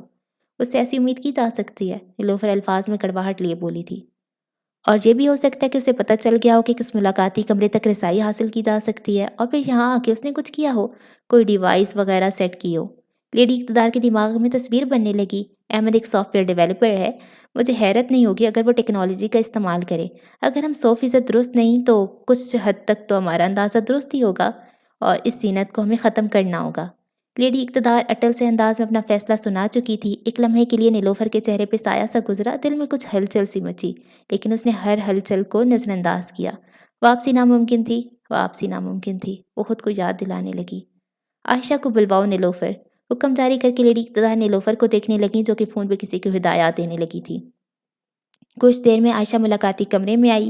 اس کے چہرے پہ گھبراہٹ تھی اور وہ اندر سے ڈری بھی ہوئی تھی۔ وہ بغور کمرے کا جائزہ لینے لگی۔ عائشہ کو دیکھتے ہی لیڈی اقتدار کی نظروں میں حقارت ابھری۔ اس نے اوپر سے نیچے تک 50 سالہ عائشہ کا سرسری جائزہ لیا۔ میں اس کو دیکھ کے ہی بتا سکتی ہوں کہ اس نے سب کچھ باہر نکالا ہے۔ لیڈی اقتدار نے نیلوفر سے تبصرہ کیا۔ عائشہ لا سمجھی سے لیڈی اقتدار کو دیکھنے لگی۔ تم جانتی ہو زینت کو؟ لیڈی اقتدار عائشہ کی طرف مڑی۔ اس کے چہرے پہ نمکین سا تاثر تھا۔ عائشہ نے سر اوپر نیچے لایا مگر بولی کچھ نہیں۔ دوست تھی تمہاری؟ عائشہ ایک بار پھر سر اس بات میں ہلا گئی۔ لیڈی اقتدار گہری سانس لیتے کھڑی ہوئی۔ وہ ہاتھ باندھ کے سیدھے عائشہ کو دیکھنے لگیں۔ آنکھوں میں تپش بھری ہوئی تھی۔ عائشہ کی نظریں بے اختیار جھکتے چلی گئیں۔ وہ ملکہ کا سامنا نہیں کر سکی۔ کیا تم نے اسے بتایا تھا کبھی کہ ہمارا کاروبار کس چیز کا ہے؟ کیا تم نے کبھی اسے اس ملاقاتی کمرے کے بارے میں بتایا؟ عائشہ کی ماتھے پہ لکیریں ابھری۔ کیا اس نے کچھ غلط کیا تھا؟ اس کا سر مزید جھک گیا۔ دیکھو، اگر تم نے اسے کچھ بھی بتایا تو صاف صاف بتا دو، میں تمہیں کچھ نہیں کہوں گی۔ لیڈی اقتدار نے انداز بالکل نرم کر دیا۔ عائشہ کچھ بے چین ہونے لگی۔ اس نے سست روی سے گردن اوپر نیچے لائی۔ لیڈی اقتدار کے نرم تاثرات پناہ ہوئے۔ اس کا بس نہیں چل رہا تھا وہ عائشہ کو گردن سے دبوچ لے۔ وہ اس کی روح پر جیسے آگ بھڑک اٹھی تھی۔ وہ عائشہ کو اسی وقت زمین میں گاڑ دینا چاہتی تھی۔ ملکہ نے گہری سانس لیتے اپنے آپ کو نارمل کیا۔ فی الحال جذباتی ہونے کا وقت نہیں تھا اور وہ یہ جانتی تھی تمہاری دوست تمہیں دھوکہ دے رہی ہے عائشہ۔ عائشہ کی آنکھیں چھوٹی ہوئیں۔ وہ لیڈی اقتدار کو ناسمجھی سے دیکھنے لگی۔ اتنے عرصہ سے وہ تمہیں استعمال کرتی آئی ہے، بس استعمال۔ عائشہ گردن نفی میں ہلانے لگی۔ زینت کبھی ایسا نہیں کر سکتی اور وہ جانتی تھی۔ نہیں لیڈی، زینت ایسی نہیں ہے، عائشہ پورے اعتماد سے بولی۔ لیڈی اقتدار کے چہرے پہ حقارت بھری مسکراہٹ پھر سے بکھری۔ اس نے تمہاری معصومیت کا فائدہ اٹھایا عائشہ۔ عائشہ تیزی سے گردن نفی میں ہلانے لگی۔ ناممکن، ناممکن، یقیناً انہیں غلط فہمی ہوئی تھی، عائشہ نے سوچا۔ نہیں لیڈی، آپ کو کچھ غلط فہمی ہوئی ہوگی۔ عائشہ کو اپنی دوست کے اوپر اٹھایا جانے والا انکشاف اچھا نہیں لگا۔ وہ ہمارا کاروبار برباد کرنے آئی ہے عائشہ۔ وہ تم سے ساری معلومات لے کے کسی اجنبی کو پکڑاتی رہی ہے جو کہ ہم سب کو برباد کرنے کا عزم رکھتا ہے۔ تم پچھلے کئی ماہ سے اس کے ہاتھوں بے وقوف بنتی رہی ہو۔ عائشہ کو اپنا دل بکھرتا محسوس ہوا۔ وہ قطعاً اس سب پہ یقین نہیں کرنا چاہتی تھی۔ زینت ایسا نہیں کر سکتی تھی، وہ تو اس کی پکی دوست تھی، وہ اسے کیسا دھوکہ دے سکتی تھی؟ عائشہ نے سوچ کے سر جھٹک دیا۔ ہاں عائشہ، یہ سچ ہے۔ نیلوفر بھی اب بول اٹھی۔ ہمارے پاس ثبوت ہیں، وہ کسی اور کے لیے کام کری ہے۔ اس نے آپ کی معصومیت کا صرف فائدہ اٹھایا ہے۔ نیلوفر کے انداز میں تکان تھی۔ عائشہ کا چہرہ بالکل بجھ گیا۔ اس کا دل اس بات پہ یقین کرنے سے قاصر تھا۔ وہ آنکھوں میں کرب لیے اور بھی زور سے سر نفی میں ہلانے لگی۔ دائیں آنکھ سے ایک اور آنسو نکلا۔ تم اپنی بے وقوفی کی وجہ سے اس لڑکی کے ہاتھوں استعمال ہوتی رہی۔ لیڈی اقتدار نے تالی پیٹی اور زور سے ہنسنے لگی۔ عائشہ کے کانوں میں یہ ہنسی چبھنے لگی۔ وہ لوگ بھلا کیسے اس کی پکی دوست پہ یہ الزام لگا سکتے تھے؟ زینت اسے استعمال کیوں کرے گی؟ اس کا دل سوچ سوچ کے مرجھانے لگا۔ تم سب چھوڑو عائشہ، جا کے زینت کو یہاں لے کے آؤ اور خود دیکھ لینا کہ کیا سچ ہے اور کیا جھوٹ۔ لیڈی اقتدار دوبارہ سے کرسی پہ آ کے بیٹھ گئی۔ عائشہ اب بھی بالکل بوجھل تھی۔ دوست سے دھوکہ کھانے کا کر بہت گہرا تھا، یہ زخم بھی مہلک تھا، لا علاج سا۔ اسے اپنا دل ان گنت حصوں میں بکھرتا ہوا محسوس ہو رہا تھا، جیسے کسی کانچ کی شیپ پہ ہتھوڑے برسائے ہوں۔ جاؤ، لیڈی اقتدار نے دوبارہ کہا تو عائشہ چونک گئی۔ وہ مڑ کے ملاقاتی کمرے سے باہر نکلی۔ وہ لفٹ کے ذریعے اسٹور روم میں واپس لوٹی۔ اس کی آنکھیں بھیگ چکی تھیں۔ وہ چلتے چلتے بغیر آواز کے روئے جا رہی تھی۔ اس نے ایک شیلف کا رخ کیا اور اس میں سے ایک ڈبہ اپنے ہاتھ میں تھاما۔ ڈبے میں سرجیکل سیزرز تھیں جو کہ بہت ہی نوکیلی تھیں۔ وہ سیزرز کو آنکھوں کے سامنے رکھے انہیں گھورنے لگی۔ آنکھوں میں گہرا کرب چھلکتا تھا۔ اس نے اب ایک دوسری شیلف کا رخ کیا، ہاتھ بڑھا کے ایک بوتل نکالی۔ بوتل کا ڈھکن کھول کے سیزرز کے نوکیلی حصے کو اس میں ڈبو دیا۔ بوتل میں موجود مادہ زہر کا تھا، بہت ہی طاقتور زہر۔ عائشہ نے سیزر اپنے کوٹ کے جیب میں ڈالی، چہرے پہ پھیلی نمی ہاتھوں سے رگڑی، آنکھوں میں جنونیت اور دنیا سے الگ جست لیے وہ اسٹور روم سے باہر جانے لگی۔ اگر واقعی تم نے مجھے استعمال کیا زینت، تو میں تمہیں اپنے ہاتھوں سے ماروں گی، وہ زیر لب بڑبڑائی۔ اس کا انداز انگارے برستے تھے۔ اور اس زینت کو ہمیں ختم کر دینا ہوگا۔ احمد یہ سنتے ہی بری طرح سے بکھلا گیا تھا۔ اسے اپنا پورا پلان فلاپ ہوتا دکھائی دینے لگا۔ وہ اس سب کی امید نہیں کر رہا تھا، مگر اب وہ کیا کرے؟ اس نے اپنے ایئر بڈس کھینچ کے اتارے اور ایک بار پھر سے زینت کو کال ملانے لگا۔ وہ بار بار زینت کو کال ملائے جا رہا تھا، مگر زینت کال ہی نہیں اٹھا رہی تھی۔ وہ اس وقت اپنے آپ کو بے بس محسوس کر رہا تھا۔ وہ کچھ بھی نہیں کر پا رہا تھا۔ کوئی بھی شے اس کے ہاتھ میں نہ تھی، جو تھا وہ بھی پھسلے جا رہا تھا۔ احمد نے ایک دفعہ پھر سے کال ملائی۔ اب کی بار خوش قسمتی سے زینت نے کال اٹھا لی۔ وہ اتنی دیر سے آپریشن تھیٹر میں مصروف تھی، اس لیے اس کی کال نہیں اٹھا سکی۔ اس نے جب دیکھا کہ احمد اتنی کالز کر چکا ہے تو وہ بھی کافی پریشان ہو گئی۔ زینت، تمہیں وہاں سے بھاگنا ہوگا اسی وقت۔ احمد نے اپنا ہر انداز عام رکھنا چاہا، لیکن چاہ کر بھی وہ اپنی آواز میں فکرمندی اور وحشت نہ چھپا سکا۔ آخر کیوں؟ زینت بری طرح سے الجھ گئی۔ احمد کا انداز اسے لال جھنڈے دکھا رہا تھا۔ ان لوگوں کو ہر ایک چیز کا پتہ چل گیا ہے زینت۔ میں کب سے کالز کر رہا تھا، میں بس عافیت زندگی پہنچنے والا ہوں، تم بس باہر نکلو، میں تمہیں کسی محفوظ مقام پہ لے جاؤں گا۔ زینت کی آنکھیں بے یقینی سے پھیلنے لگیں۔ اس سے پہلے تو احمد کے الفاظ ہضم نہ ہوئے، لیکن پھر دور سے اسے عائشہ نظر آئی جو اسی کی طرف چلی آ رہی تھی۔ زینت عائشہ کا ہر ایک انداز پہچان سکتی تھی، یقیناً گڑبڑ تھی۔ وہ فوراً سمجھ گئی۔ اوف احمد، میں کہاں بھاگوں؟ زینت پریشان ہو گئی تھی۔ کہیں بھی، بس چھپ جاؤ، میں بس پہنچنے والا ہی ہوں۔ احمد نے کال کاٹ دی۔ زینت اب عائشہ کے بالکل سامنے کھڑے ہو کے اسے گھورنی سے نواز رہی تھی۔ زینت نے فون اپنے کوٹ کی جیب میں ڈالا۔ عائشہ کی آنکھوں میں شکایت، غصہ اور غم۔ زینت کو بہت کچھ بچا رہا تھا۔ تمہیں لیڈی اقتدار بلا رہی ہیں، وہ نیچے تمہارے انتظار میں۔ زینت ایک دم سے برف بن گئی۔ وہ اب کیسے بھاگتی، بھاگ کے کہاں جاتی اور وہ اس ساری صورتحال سے کیسے نکلتی؟ زینت اپنے دماغ پہ زور دینے لگی۔ اس نے جبراً مسکرا کے عائشہ کو دیکھا۔ تم چلو، میں آ رہی ہوں، زینت نے کہا۔ عائشہ نے گردن نفی میں ہلائی اور ایک جھٹکے سے زینت کا بازو تھام لیا۔ اس کے چہرے پہ تکلیف کا بھرا تاثر تھا۔ زینت بالکل دنگ رہ گئی۔ عائشہ کے اندر یہ تبدیلی اسے سب کچھ بتا رہی تھی۔ ان لوگوں نے یقیناً عائشہ کو بھی اس کے خلاف کر لیا تھا، وہ جان گئی تھی۔ تم میرے ساتھ جاؤ گی، عائشہ نے چبا چبا کے زینت کے کان میں سرگوشی کی۔ زینت نے آنکھیں میچ لیں۔ اس کو سب دروازے بند ہوتے دکھائی دے رہے تھے۔ واش روم میں میرے ساتھ جا کے بس ایک دفعہ میری بات سن لو، میں وہاں سے کہیں نہیں بھاگ سکوں گی۔ زینت کو بس ایک یہی راستہ نظر آیا۔ وہ عائشہ کو ایک بار پھر سے استعمال کرنے کا ارادہ رکھتی تھی۔ عائشہ نے کوئی احتجاج نہ کیا اور اس کا ہاتھ چھوڑ دیا۔ زینت چلنا شروع ہوئی اور عائشہ اس کے ساتھ چلنے لگی۔ دونوں واش روم میں داخل ہوئے۔ واش روم کا کیبن باہر خالی تھا۔ زینت نے آتے ہی دروازہ لاک کیا اور نلکا کھول دیا تاکہ ان کی آواز باہر نہ جا سکے۔ عائشہ اور زینت بالکل آمنے سامنے تھے، ایک دوسرے کے عین مقابل۔ زینت کے چہرے پہ واضح خوف و پریشانی تھی، جبکہ عائشہ کے چہرے پہ صرف کرب۔ تم سچ سچ بتاؤ، کیا تمہیں کسی نے بھیجا ہے زینت؟ کیا واقعی تم کسی اور کے لیے کام کر رہی ہو؟ عائشہ نے اپنے شک کی تصدیق چاہی۔ وہ دل ہی دل میں اس چیز کی خواہش رکھتی تھی کہ زینت نہ کہتے۔ زینت نے کچھ دیر کے لیے گردن جھکا لی اور پھر سے گردن اٹھائی۔ ہاں واقعی کسی اور کے لیے کام کر رہی ہوں میں، مگر عائشہ ہم یہاں سے جا سکتے ہیں، تو مجھے لیڈی اقتدار کے پاس لے کے جانے کی کوئی ضرورت نہیں۔ عائشہ نے 2 قدم پیچھے بڑھائے۔ اس کی آنکھ سے ایک اور آنسو نکلا۔ تو وہ لوگ واقعی سچ کہہ رہے تھے، زینت واقعی اسے استعمال کرتی آئی ہے۔ زینت اس کے حساس جذبات کا استعمال کرتے آ رہی ہے۔ عائشہ کو اس وقت خود سے بھی نفرت محسوس ہونے لگی، خود سے زیادہ زینت سے نفرت ہونے لگی۔ وہ گہری گہری سانسیں بھرنے لگی، اس کے ہونٹ اندر کی طرف مڑ گئے۔ میرا یقین کرو عائشہ، تم بھی اس ہسپتال سے ہمیشہ ہمیشہ کے لیے جان چھڑا لو گی۔ تم میرے ساتھ چلو پلیز۔ زینت اسے منانے کی پوری کوشش کر رہی تھی، لیکن عائشہ اس وقت گہرے غبار میں تھی۔ غصے نے اس کے وجود کو گھیر لیا، اس کی روح جیسے کانٹوں میں بچھ گئی ہو۔ اس کا تنفس مزید تیز ہوا، غصہ اس کی روح کو جکڑتا گیا، جسم کی حرارت بڑھنے لگی اور چہرہ سرخ پڑنے لگا۔ عائشہ ٹھان چکی تھی کہ وہ کر کے ہی دم لے گی۔ اس کی آنکھیں سرخ پڑیں، چہرے پہ جنونیت گھیرے ہوئے تھی۔ زینت اسے سوالیہ نگاہوں سے دیکھے گئی، جو وہ کرنے والی تھی وہ اس چیز کی توقع نہیں کر رہی تھی۔ عائشہ کے ہاتھ اس کی کوٹ کی جیب میں گئے اور وہ تیزی سے زینت کی طرف بڑھی۔ اس نے مٹی میں بھینچی کینچی سے زینت کی پیٹ پہ پوری قوت سے وار کیا۔ زہر آلود کینچی نے زینت کے کپڑوں کو چیرا، پھر اس کی کھال کو، پھر اس کے گوشت کو۔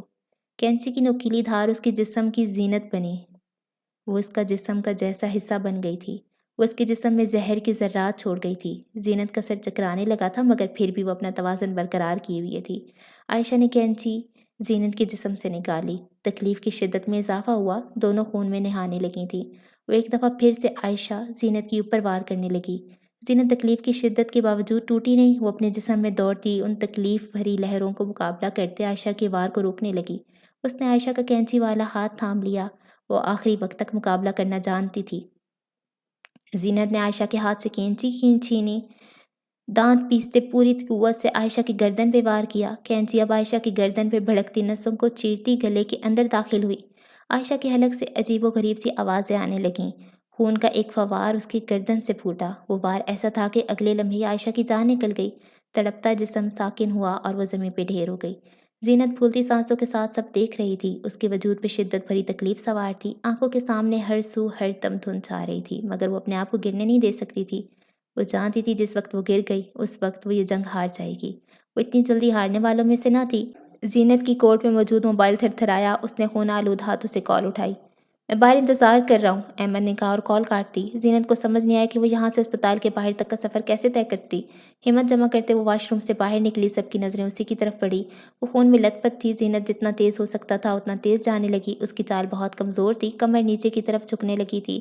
وہ اپنے آپ کو بار بار گرنے سے روک رہی تھی۔ راہداری کی دوسری طرف سے نیلوفر آنے لگی۔ وہ زینت کی زخمی حالت دیکھ کے فوراً سمجھ گئی تھی کہ یہاں کیا ہوا ہو۔ وہ حواس باختہ سا عالم میں واش روم تک بڑھی، جہاں اسپتال کا سارا اسٹاف موجود تھا۔ عائشہ کی لاش دیکھ کے نیلوفر کے چہرے پہ افسوس تر آیا۔ اسے زینت ہسپتال کے دروازے تک جاتی نظر آئی۔ ہسپتال کا کچھ اسٹاف زینت کی طرف بڑھ رہا تھا۔ زینت کو جانے دیا جائے، کوئی اسے ہاتھ بھی نہیں لگائے گا۔ نیلوفر نے چلا کے حکم جاری کیا تو اسٹاف اپنی جگہ پہ تھم گیا۔ زینت نے پسلی مڑ کے نیلوفر کی آنکھوں میں دیکھا۔ وہ نیلوفر کی گہری آنکھوں میں دیکھ سکتی تھی، وہ انہیں پڑھ سکتی تھی۔ وہ آنکھیں جیسے اس سے معافی مانگ رہی تھیں۔ زینت اب موڑ کے واپس باہر جانے لگی۔ اس کی ترجیح اپنی جان بچانا تھی، اسے بس احمد کی گاڑی میں پہنچنا تھا۔ نیلوفر کا موبائل بجا تو اس نے کال اٹھائی۔ نیلوفر اتنی دیر کیوں ہو گئی؟ فون کے اس پار سے لیڈی اقتدار کی آواز گونجی۔ آپ فکر نہ کریں لیڈی، وہ نہیں بچ سکے گی۔ عائشہ نے اسے ایسے گھاؤ لگائے ہیں کہ وہ فوراً ہی مر جائے گی، وہ ہمیں پریشان نہیں کرے گی۔ وہ بے تاثر لہجے میں بول کے ایک دفعہ پھر سے عائشہ کی لاش کی طرف متوجہ ہوئی۔ چہرے پہ بے پناہ افسوس تھا، آنکھیں جیسے معذرت خواہ تھیں۔ زینت جب باہر آئی تو احمد اپنی کلٹس کے باہر مضطرب سا کھڑا تھا۔ وہ زینت کے جسم سے بہتا خون دیکھ کے اندر تک تڑپ اٹھا۔ وہ زینت کی طرف تیزی سے لپکا، اس کا ہاتھ تھام کے اسے اپنی گاڑی تک لے کر آنے لگا۔ اس نے پچھلی نشست کی سیٹ کھول دی اور زینت کو گاڑی میں بٹھایا۔ زینت کی گاڑی تک پہنچتے پہنچتے بس ہو گئی تھی، اس کا وجود نچوڑنے لگا تھا، اس کے اندر تکلیف کی لہریں ابھر رہی تھیں، اس کی توانائی ختم ہونے لگی تھی۔ احمد آگے والی نشست پہ بیٹھا اور گاڑی ڈرائیو کرنا رہا تھا۔ دل سے ایک آواز آتی تھی کہ یہ سب اس کی وجہ سے ہوا، یہ آواز جو اسے اندر تک ملامت کرنے میں کامیاب ہو رہی تھی۔ وہ ہر گزرتے وقت کے ساتھ مزید بے چین ہوتا گیا۔ زینت سے دوسری طرف تکلیف برداشت نہیں ہو رہی تھی، خون بہت بہہ گیا تھا اور اب اس کی توانائی ختم ہونے لگی تھی۔ زہریلا مادہ اس کے اعضاء کو ناکارہ کرنے لگا تھا۔ مجھے نہیں لگتا ہے احمد میں بچ پاؤں گی، ایسا لگتا ہے جیسے وہ بہت جدوجہد کر کے بول رہی تھی، اس کے ہونٹ بھی سفید پڑنے لگے تھے۔ تمہیں کچھ نہیں ہوگا، ہم تمہیں قریب کے ہسپتال لے کر جائیں گے۔ احمد نے انداز عام رکھا مگر اندر اس کا دل اچھل کود کر رہا تھا۔ میں خوش ہوں احمد، میں اپنے انجام سے مطمئن ہوں، مجھے خوشی ہے کہ میں ایک عظیم مقصد حاصل کرتے مروں گی۔ احمد کا دل اور تیزی سے دھڑکنے لگا، وہ چہرے پہ بے چینی لیے وقتاً فوقتاً فرنٹ مرر سے اس پر نظر ڈالتا رہا۔ زینت کی گزرتے وقت کے ساتھ حالت بگڑتے جا رہی تھی، احمد کی امیدیں بھی منمل ہونے لگی تھیں۔ کچھ ہی دیر کے سفر کے بعد گاڑی ہسپتال تک پہنچ گئی۔ احمد نے پاؤں سے زور دیتے بریک دبایا، گاڑی مخصوص آواز کے ساتھ ہسپتال کے باہر رکی۔ احمد تیزی سے اپنی سیٹ سے اترا، اس نے پچھلی نشست کا دروازہ کھولا۔ زینت اونچی اونچی سانسیں لے رہی تھی لیکن اس کا چہرہ وہ پرسکون تھا۔ چلو زینت، ہسپتال آ گیا ہے۔ احمد نے اپنا ہاتھ بڑھایا، زینت یوں ہی اسے دیکھتی گئی، وہ یوں ہی مسکرا دی۔ مسکراہٹ میں اس کے اندر بسی تکلیف نمایاں ہوتی تھی۔ احمد کے دل پہ خنجر برسنے لگے۔ میرا وقت آ رہا ہے احمد، سب ناسود ہے، میں جا رہی ہوں۔ زینت کی آواز اب اور بھی کمزور پڑی۔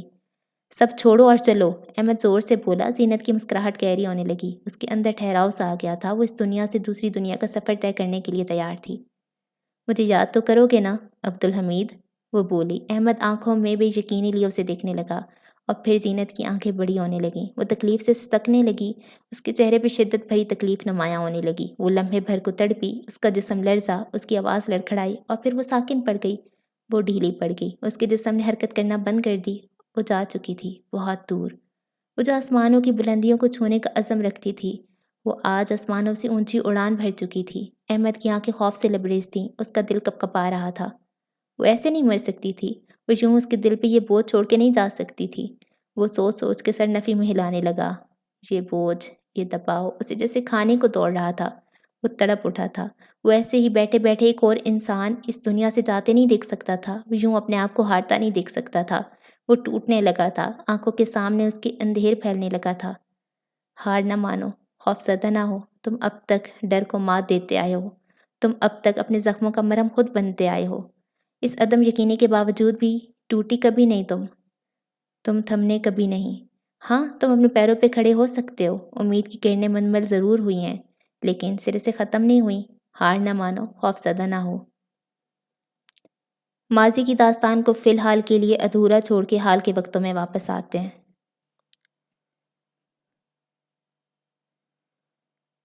احمد کی کہانی اپنے اختتام کو پہنچ گئی تھی۔ وہ سادگی سے اسٹیئرنگ وہیل کو دیکھے جا رہا تھا، چہرے پہ خالی پن مدو تھا اور آنکھیں ویران تھیں۔ دوسری طرف مہر اپنی آنکھوں میں شوق اور حیرانی لیے احمد کو دیکھ رہی تھی۔ اس کا دل اداس ہو گیا تھا، اسے بھی اس کی تکالیف سن کے تکلیف ہوتی تھی۔ گاڑی کے ماحول میں اداسی گھلی ہوئی تھی، اے سی کے باعث ٹھنڈی فضا میں گہرا رنج مغموم تھا۔ کچھ کہنے کی ضرورت نہیں، احمد نے خاموشی کو توڑنا چاہا، آواز بے تاثر تھی۔ میں صرف اس لیے یہ سب بتا رہا ہوں تاکہ تم مجھے سمجھ سکو۔ میں اپنے آپ کو مظلوم نہیں سمجھتا، نہ ہی میں کبھی چاہوں گا کہ تم مجھے مظلوم تصور کرو۔ میں اپنی نظروں میں بہت معتبر ہوں۔ آواز اب بھی ویران تھی۔ مہر نے سر اس بات میں ہلایا، اسے واقعی کسی کی تسلی بخش الفاظ کی ضرورت نہیں تھی اور مہر جانتی تھی۔ اور یہ کیمرہ، یہ فشنگ، یہ سب کیا ہے؟ مہر اپنے گلے پہ لگے نیکلس کو چھوا۔ اب کی بار احمد مسکرایا، وہ کافی دیر بعد مسکرا رہا تھا۔ مہر بھی جواباً مسکرائی۔ مناج، اس نے ہماری مدد کی ہے، وہ مسکراتے ہوئے بولا۔ نظر مہر پہ ڈالی جس کی نگاہیں اس سے مزید تفصیلات کی طلب کر رہی تھیں۔ احمد نے بھی اسے سب کچھ بتانا شروع کیا۔ ہم اسی رات میں واپس جاتے ہیں، مہر اور احمد کی دبئی میں پہلی رات۔ احمد پول ایریا سے واپس اپنے کمرے میں آیا تھا، منظر کو اس سے آگے سے جاری رکھتے ہیں۔ وہ جب پول ایریا سے واپس آیا تو اس کا دماغ تازہ دم ہو چکا تھا، وہ اب آگے کا لائے عمل بنانے کے لیے تیار تھا۔ اسی میں اس کے دماغ میں کچھ سوچنے لگا۔ اس نے سب کو جھڑک کے دورفشاں کو ایک بار پھر سے کال ملائی۔ وہ جانتا تھا وہ اس سے تمیز سے بات نہیں کرنے والی تھی، اس کے صبر کو بھی بلا شبہ آزمائے گی، لیکن مہر کے لیے اسے دورفشاں کو برداشت کرنا پڑ رہا تھا۔ کچھ دیر بعد ہی دورفشاں نے کال اٹھا لی۔ مجھ سے بات کرنے کی کوشش بھی نہ کرنا، بڑی بہن ہو تمہاری، بات کرنے کی تمیز سیکھو احمد۔ دورفشاں نے فون اٹھاتی احمد کو سنا دی۔ احمد کو تب چڑھنے لگی تھی مگر فی الحال اسے دورے سے کام نکلوانا تھا، اس لیے اپنے آپ کو قابو میں رکھا۔ آپ مجھے لائر دوست کا نمبر دو، جلدی۔ احمد نے انداز ایسا بنایا جیسے دونوں کا 1 گھنٹے پہلے کوئی جھگڑا ہی ہوا ہی نہ ہو۔ دورے کا غصہ بالکل بھی نہ اترا تھا۔ میں تم سے بات تک نہیں کرنے والی احمد، تمہیں بڑی بہن سے بات کرنے کی تمیز آنی چاہیے۔ دورے فشاں برہم ہو کے پھر سے برس پڑی۔ احمد ٹھنڈی سانس لیتے رہ گیا۔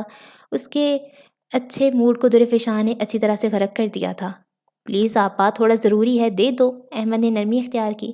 دورے اب کچھ کڑوا نہیں کہہ سکی۔ اس نے غصے سے تل ملا کے کال کاٹ دی۔ اس حرکت پہ احمد کے اعصاب تن گئے۔ یہ سمجھتی کیا خود کو؟ احمد غصے سے زیر لب بڑبڑایا۔ وہ دورے کو اوپر سے لگی اس لپٹی سنانے کا ارادہ کر کے اسے کال کرنے ہی لگا تھا کہ اسے دورے کا واٹس ایپ پہ میسج موصول ہوا۔ وہ تھم گیا۔ وہ اسے مناج کا نمبر دے چکی تھی۔ احمد مدھم سا مسکرایا اور بے اختیار ہنس دیا۔ اس کی آپا کبھی نہیں سدھر سکتی تھی، اس نے سوچا۔ احمد نے اب سیدھا مناج کو کال کی۔ کچھ ہی دیر میں مناج نے کال اٹھا لی۔ السلام علیکم مناج، میں احمد، دورے فشاں کا بھائی۔ مناج اپنے کمرے پہ بیڈ پہ بیٹھی تھی۔ وہ ایک دم سے چوکنا ہو گئی۔ جو نمبر دورے آپا سے ملا تھا، دراصل بہت ضروری بات کرنی تھی میں نے۔ احمد کا انداز مؤدب تھا۔ مناج نے سرد سے سر اس بات میں ہلایا۔ جی بولیے، میں کیسے مدد کر سکتی ہوں؟ مناج خوش دلی سے بولی۔ دورے اس کی لائف سیور تھی، وہ اس کے بھائی کے لیے کچھ بھی کرنے کو تیار تھی۔ اگر کوئی منی لانڈرنگ کرے تو کن صورتحال میں سے سزا نہیں ہوگی؟ احمد کا دماغ تیزی سے کام کرنے میں کوشش کر رہا تھا۔ وہ ہر زاویہ جاننا چاہتا تھا اور زاویہ کو سمجھ کے ایک پراپر پلان تیار کرنا چاہتا تھا۔ اگر کورٹ میں ثابت ہو جائے کہ اس نے منی لانڈرنگ نہیں کی یا اگر بلیک میلنگ انوالوڈ ہے تو بھی سزا سے بچا جا سکتا ہے۔ مناج نے سوچتے ہوئے جواب دیا، نہیں، صرف بلیک میلنگ نہیں کافی، کوئی اور ایسی ثبوت جس سے ایک بندہ منی لانڈرنگ کرے مگر اسے کچھ نہ ہو اور پولیس بھی اس کے ساتھ کچھ نہ کرے۔ احمد محتاط انداز میں ٹھیک ٹھیک الفاظ کا چناؤ کرتے ہوئے اپنا جملہ بول رہا تھا۔ مناج کو کچھ حد تک صورتحال سمجھ آ گئی۔ ہاں، ایک صورتحال میں بچا جا سکتا ہے کہ منی لانڈرنگ کرنے والا بندہ یعنی کیریئر فشنگ مہم کا حصہ ہو، وہ محض ایک والنٹیئر ہو، یعنی پولیس کی سپرویژن میں وہ یہ کام انجام دے۔ اس طرح سے منی لانڈرنگ اس کے لیے لیگل مانی جائے گی۔ احمد کے دماغ میں گھنٹی بجنے لگی۔ کیا آپ میرے لیے کچھ کر سکتی ہیں مناج؟ شاید مشکل ہو، شاید کسی پولیس والے کو خریدنا پڑے۔ آپ بہتر جانتی ہوں گی پولیس والوں کو کیسے منایا جاتا ہے، مگر میں چاہتا ہوں یہ ہو کیونکہ یہ ضروری ہے، کسی کی زندگی کا سوال ہے مناج۔ کیا آپ میری مدد کرنا چاہیں گی؟ احمد ٹھنڈے برفیلے لہجے میں بولا۔ دماغ میں منصوبہ تیار تھا۔ آپ فکر نہ کریں، میں کوئی نہ کوئی راستہ نکال لوں گی، بے جھجک ہو کے بتائیں۔ مناج سنجیدہ ہو کے بولی۔ احمد نے بھی اسے اپنا منصوبہ بتانا شروع کیا۔ اسلام آباد میں چھائی اس خوشگوار صبح میں ہم ایک پولیس اسٹیشن کا رخ کرتے ہیں۔ پولیس اسٹیشن کی وہ سیدھا عمارت پہ سورج کی کرنیں وار کر رہی تھیں، لیکن سورج کی کرنوں میں گرمی کی آمیزش کافی کم تھی۔ پولیس اسٹیشن کے اندر کسی واہیات سے گانے کی گونج تھی۔ پولیس انسپکٹر یونس اپنی سربراہی کرسی پہ بیٹھا تھا۔ ڈیسک کی دوسری طرف ایک بوڑھا مرد بیٹھا تھا جس سے وہ باتوں میں مگن تھا۔ کونے میں ہی یونس کے چیلے پولیس کے لباس میں ملبوس چہروں پہ معنی خیز مسکراہٹ سجائے بیٹھے تھے۔ وہ یونس کو گفتگو کرتے دیکھ رہے تھے۔ ایک کا نام کاشف تھا، ایک کا نام مراد۔ کیا لگتا ہے مراد، باس کتنے نکلوائیں گے؟ مجھے لگتا ہے 1000 سے زیادہ نہیں۔ کاشف نے مراد کے کان میں سرگوشی کی۔ میں بڑی بازی لگاتا ہوں آج، باس آج 5000 نکلوائیں گے۔ دونوں متجسس سے ہو کے کسی تماشائی کی طرح یونس کو بوڑھے مرد سے بات کرتے دیکھنے لگے۔ بھائی سیٹھ صاحب، آپ کے کام تو کتنے ٹیڑھے ہیں، اتنی آسانی سے تھوڑی ہوں گے۔ یونس نے مسکا لگانے والے انداز اختیار کیا۔ چہرے پہ میٹھی مسکراہٹ سجائی ہوئی تھی۔ وہ ایک خوش شکل مرد تھا جس کی عمر 30 کے قریب تھی۔ اس کی آنکھیں چاندنی کی رنگ کی تھیں اور رنگت صاف تھی۔ یہ تو تم لوگوں نے تماشا لگا دیا، ہر ہفتے آؤ، کام ہوتا نہیں، میری گاڑی اب تک پھنسی ہوئی ہے۔ سیٹھ نے برہمی سے کہا۔ یونس نے چہرے پہ مصنوعی سی اداسی طاری کی جیسے اسے سیٹھ کی بات سن کے دلی افسوس ہوا ہو۔ آپ تو ناراض ہو گئے سیٹھ صاحب۔ یونس کا انداز ایسا تھا جیسے اس کا دل بری طرح سے ٹوٹ گیا ہو۔ اب آپ دیکھیے سیٹھ، کتنا ٹیڑھا معاملہ ہے، اب تھوڑا بہت ادھر ادھر ہاتھ تو مارنا ہوگا نا۔ سیٹھ نے اپنا ہاتھ مٹھی میں بند کر لیے۔ وہ جیسے بہت کچھ بولتے بولتے رہ گیا۔ اس نے اپنا بٹوا نکالا۔ یونس، مراد اور کاشف تینوں کی آنکھوں میں چمک در آئی۔ 1000، کاشف نے سیٹھ کے بٹوے میں ڈالتے ہاتھ کو دیکھ کے تبصرہ کیا۔ دیکھنا 5000 دے گا، مراد نے سرگوشی کی، اور سیٹھ نے اپنے بٹوے میں سے 5000 کا نیا نوٹ نکالا۔ سب کے چہرے پہ خوشمکی مسکراہٹ بکھری۔ یہ آخری بار ہے، اکڑ سے انداز میں کہتے سیٹھ کھڑا ہو گیا، وہاں سے چلا گیا۔ جاتے جاتے پولیس والوں کو اور پولیس پاکستان کے نظام کو لعن طعن سے نوازنا نہیں بھولا۔ یونس نے 5000 کا بے شکن نوٹ لہرایا اور نظر مراد اور کاشف پہ ڈالی۔ آنکھوں میں جتاتا تاثر تھا جیسے وہ کہنا چاہ رہا ہو کہ دیکھا میرا کمال، 25% تمہارا اور 50 میرا۔ یونس نے کہہ کے لاپرواہی سے نوٹ مراد کو تھما دیا۔ وہ ٹیبل پہ ٹانگی لمبی کر کے ہاتھ پھیلا کر بیٹھ گیا۔ وہ آنکھیں بند کر کے کچھ دیر کے لیے جھپی لینا چاہ رہا تھا، اور تب ہی موبائل بجا۔ یونس نے نظر اٹھا کے موبائل کو دیکھا۔ Madam attorney calling. یونس چونک کر سیدھا ہو گیا اور چہرے پہ سنجیدگی طاری کی۔ بند کر، اس نے زور دے کر کہا، مگر کچھ بند نہیں ہوا۔ ابھی بند کرو یہ گانا، اس نے اب اور زور دیتے ہوئے کہا تو مراد نے بکھلا کے گانا بند کر دیا۔ لو آ گئی مس مناج کی کال۔ اب ایک اچھے خاصے مرد کو عورت کے پیچھے تباہ و برباد ہوتے دیکھنا۔ مراد نے مزے لینے والے انداز میں کاشف کے کان میں سرگوشی کی۔ جی میڈم، یونس کا لہجہ اور ساتھ ساتھ ہر انداز بالکل بدل گیا تھا۔ وہ بالکل میٹھے سے لہجے میں بات کرتا تھا۔ یہ میٹھا لہجہ سیٹھ والے سے بالکل مختلف تھا کیونکہ یہ مصنوعی نہ تھا۔ یونس، کیا ہم مل سکتے ہیں؟ میں نے کچھ ضروری باتیں کرنی ہیں، آپ کی پولیس اسٹیشن کے پاس جو ریسٹورانٹ ہے وہیں پر۔ مناز اپنے مشینی انداز میں کہا۔ یونس کی مسکراہٹ گہری ہوئی، آنکھوں میں ایسا تاثر تھا جیسے وہ کوئی خوبصورت خواب دیکھ رہا ہو۔ وہ شرمسار سانس دیا، گال سرخ ہونے لگے۔ جی میڈم، ابھی پہنچ رہا ہوں۔ اور کال کٹ گئی۔ یونس نے اپنے موبائل کا فرنٹ کیمرہ کھولا اور بال درست کیے، گریبان درست کیا۔ اس کا حلیہ اب لاپرواہ سا نہیں تھا۔ وہ اٹھ کے جانے لگا۔ ارے باس، وہ منہ تک نہیں لگاتی اور آپ ان کے حکم پہ منہ اٹھا کے جا رہے ہیں، مراد نے پیچھے سے مزے لینے والے انداز میں کہا۔ یونس نے اس کو مسکرا کے دیکھا۔ اس کے دماغ میں ایک تگڑا جواب تیار تھا۔ آج سمجھ آیا کہ اتنی عمر کے باوجود تمہیں کوئی ملا کیوں نہیں۔ یہ حملہ مراد پہ بہت ذاتی تھا۔ ایک بات یاد رکھو، شریف آدمی ہی کامیاب زن مرید ہوتا ہے۔ وہ سادگی سے کہتے ہوئے رخصت ہو گیا۔ ملی تو ویسے آپ کو بھی کوئی نہیں۔ یونس کے جاتے ہی مراد برہمی سے زیر لب بڑبڑایا۔ کاشف اس کے اوپر زور سے ہنس دیا۔ میں چاہتی ہوں آپ ایک FIR کاٹیں، مہر بنت عبداللہ سلطان کے نام سے۔ اپنے ڈیٹا میں ایسے دکھائیے گا جیسے وہ کئی ماہ پرانی ہو۔ مناج اور یونس اس ریسٹوران میں بیٹھے تھے۔ یونس نے ایسی شکل بنائی تھی جیسے اس سے زیادہ شریف اس دنیا میں کوئی نہیں تھا۔ ہو جائے گا میڈم، اور کچھ؟ یونس نے مناج کو دیکھتے ہوئے کہا۔ آنکھوں میں خواب والا سا تاثر تھا۔ اور یہ کہ مہر بنت عبداللہ سلطان اس وقت منی لانڈرنگ مافیا کو ایکسپوز کرنے کے لیے فشنگ مہم کا حصہ ہیں۔ آپ نے اس چیز کو وہ راز رکھا کیونکہ آپ نہیں چاہتے تھے کہ بڑی اتھارٹیز جو کہ اس مافیا کے ساتھ ہیں وہ اس فشنگ مہم کو ہونے سے روکیں۔ اور یونس ایک دم چونک گیا۔ یہ فشنگ مہم کہاں سے آ گئی تھی؟ میں سمجھا نہیں، یونس نے کہا۔ مناج کے تاثرات تن گئے۔ اس نے اپنے لب بھینچ کر برہمی سے سانس خارج کی۔ اس لیے سادہ سودہ ہاں جی کہنے سے بہتر تھا کہ آپ غور سے میری بات سن لیا کریں۔ مناج کا لہجہ سخت تھا۔ یونس کے چہرے پہ شرمندگی سی آ گئی۔ اب آپ بتائیے، میں سن رہا ہوں۔ یونس اب سیدھا ہو کے بیٹھا۔ مناج نے اسے سب بتایا جو احمد نے اسے بتایا تھا۔ اوہ، مشکل ہے مگر میں کر لوں گا۔ ایک دفعہ میں سب دہرا رہا ہوں۔ مہر بنت عبداللہ سلطان نے کمپلین کی، ہم نے ان کا ساتھ دیا اور فشنگ مہم تیار کی۔ ہم نے کیمراز پرووائڈ کیے تاکہ ان چوروں کے چہروں کو دیکھ سکیں، اور مہر بنت عبداللہ سلطان نے یہ سب پولیس کے سپرویژن میں کیا، اور اس کے لیے ہم نے دبئی پولیس سے بھی مدد لی، درست؟ یونس نے دماغ میں تمام نکات جمع کرتے کہا۔ مناج نے پرسکون آہ خارج کی۔ بالکل، اور ہاں، کسی کو نہ پتہ چلے۔ ٹھیک وقت آنے پر ہم اسے استعمال کریں گے، ٹھیک ہے نا یونس؟ مجھے اس معاملے پہ صرف آپ پہ بھروسہ تھا۔ آپ میرے کام آئیں، میں آپ کے کام آؤں گی۔ مناج کے چہرے پہ تو کلفانہ مسکراہٹ تھی۔ یونس جیسے اس کے انداز پہ پگھلنے لگا۔ اس کا یہی اکھڑ سا انداز اس کی کمزوری تھا۔ جیسا آپ کہیں، یونس نے مسکا لگانے والے انداز میں کہا۔ گاڑی میں بیٹھی مہر چہرے پہ خوشگواری حیرانی لیے سب سن رہی تھی۔ تو اب تک اپنے دشمنوں کے خلاف ثبوت جمع کری تھی اور اسے خود بھی علم نہ تھا۔ مہر تو اندھیروں میں کبھی جکڑی ہی نہ تھی۔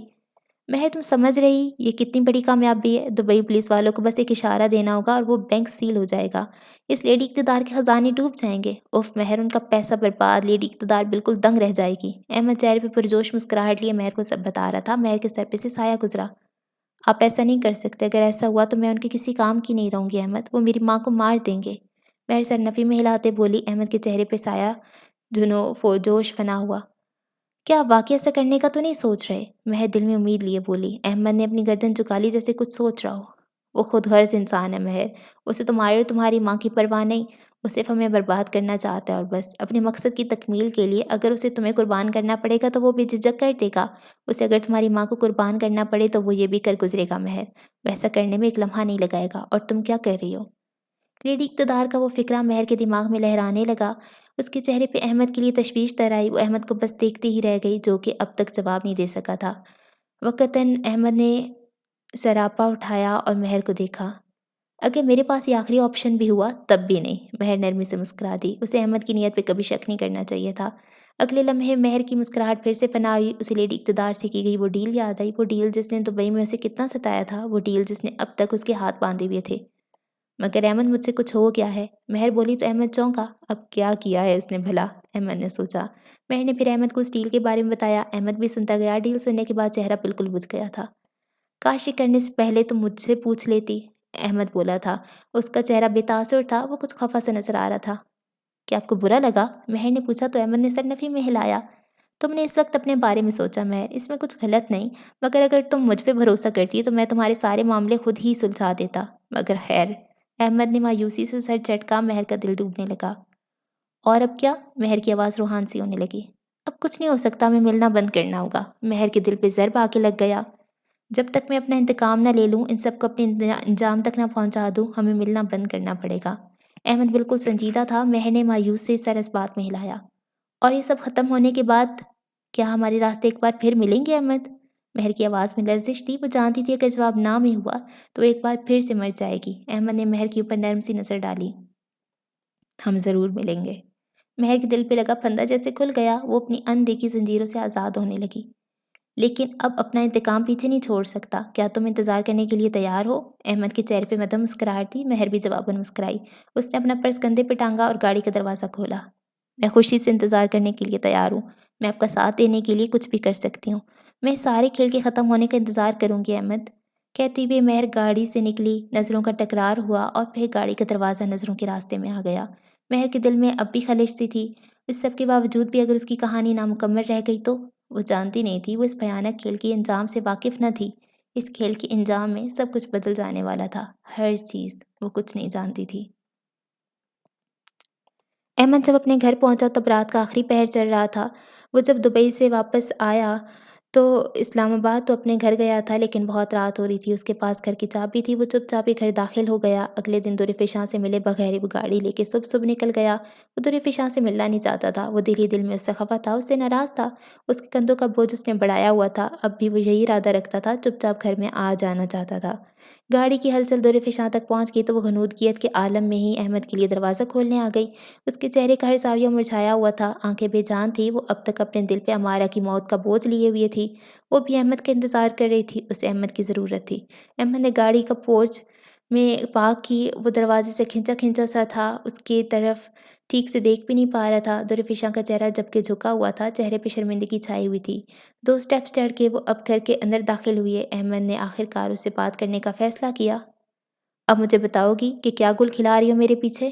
دورے کے اپنے کمرے کی طرف بڑھتے قدم زنجیر ہوئی۔ اس نے مڑ کے احمد کو دیکھا۔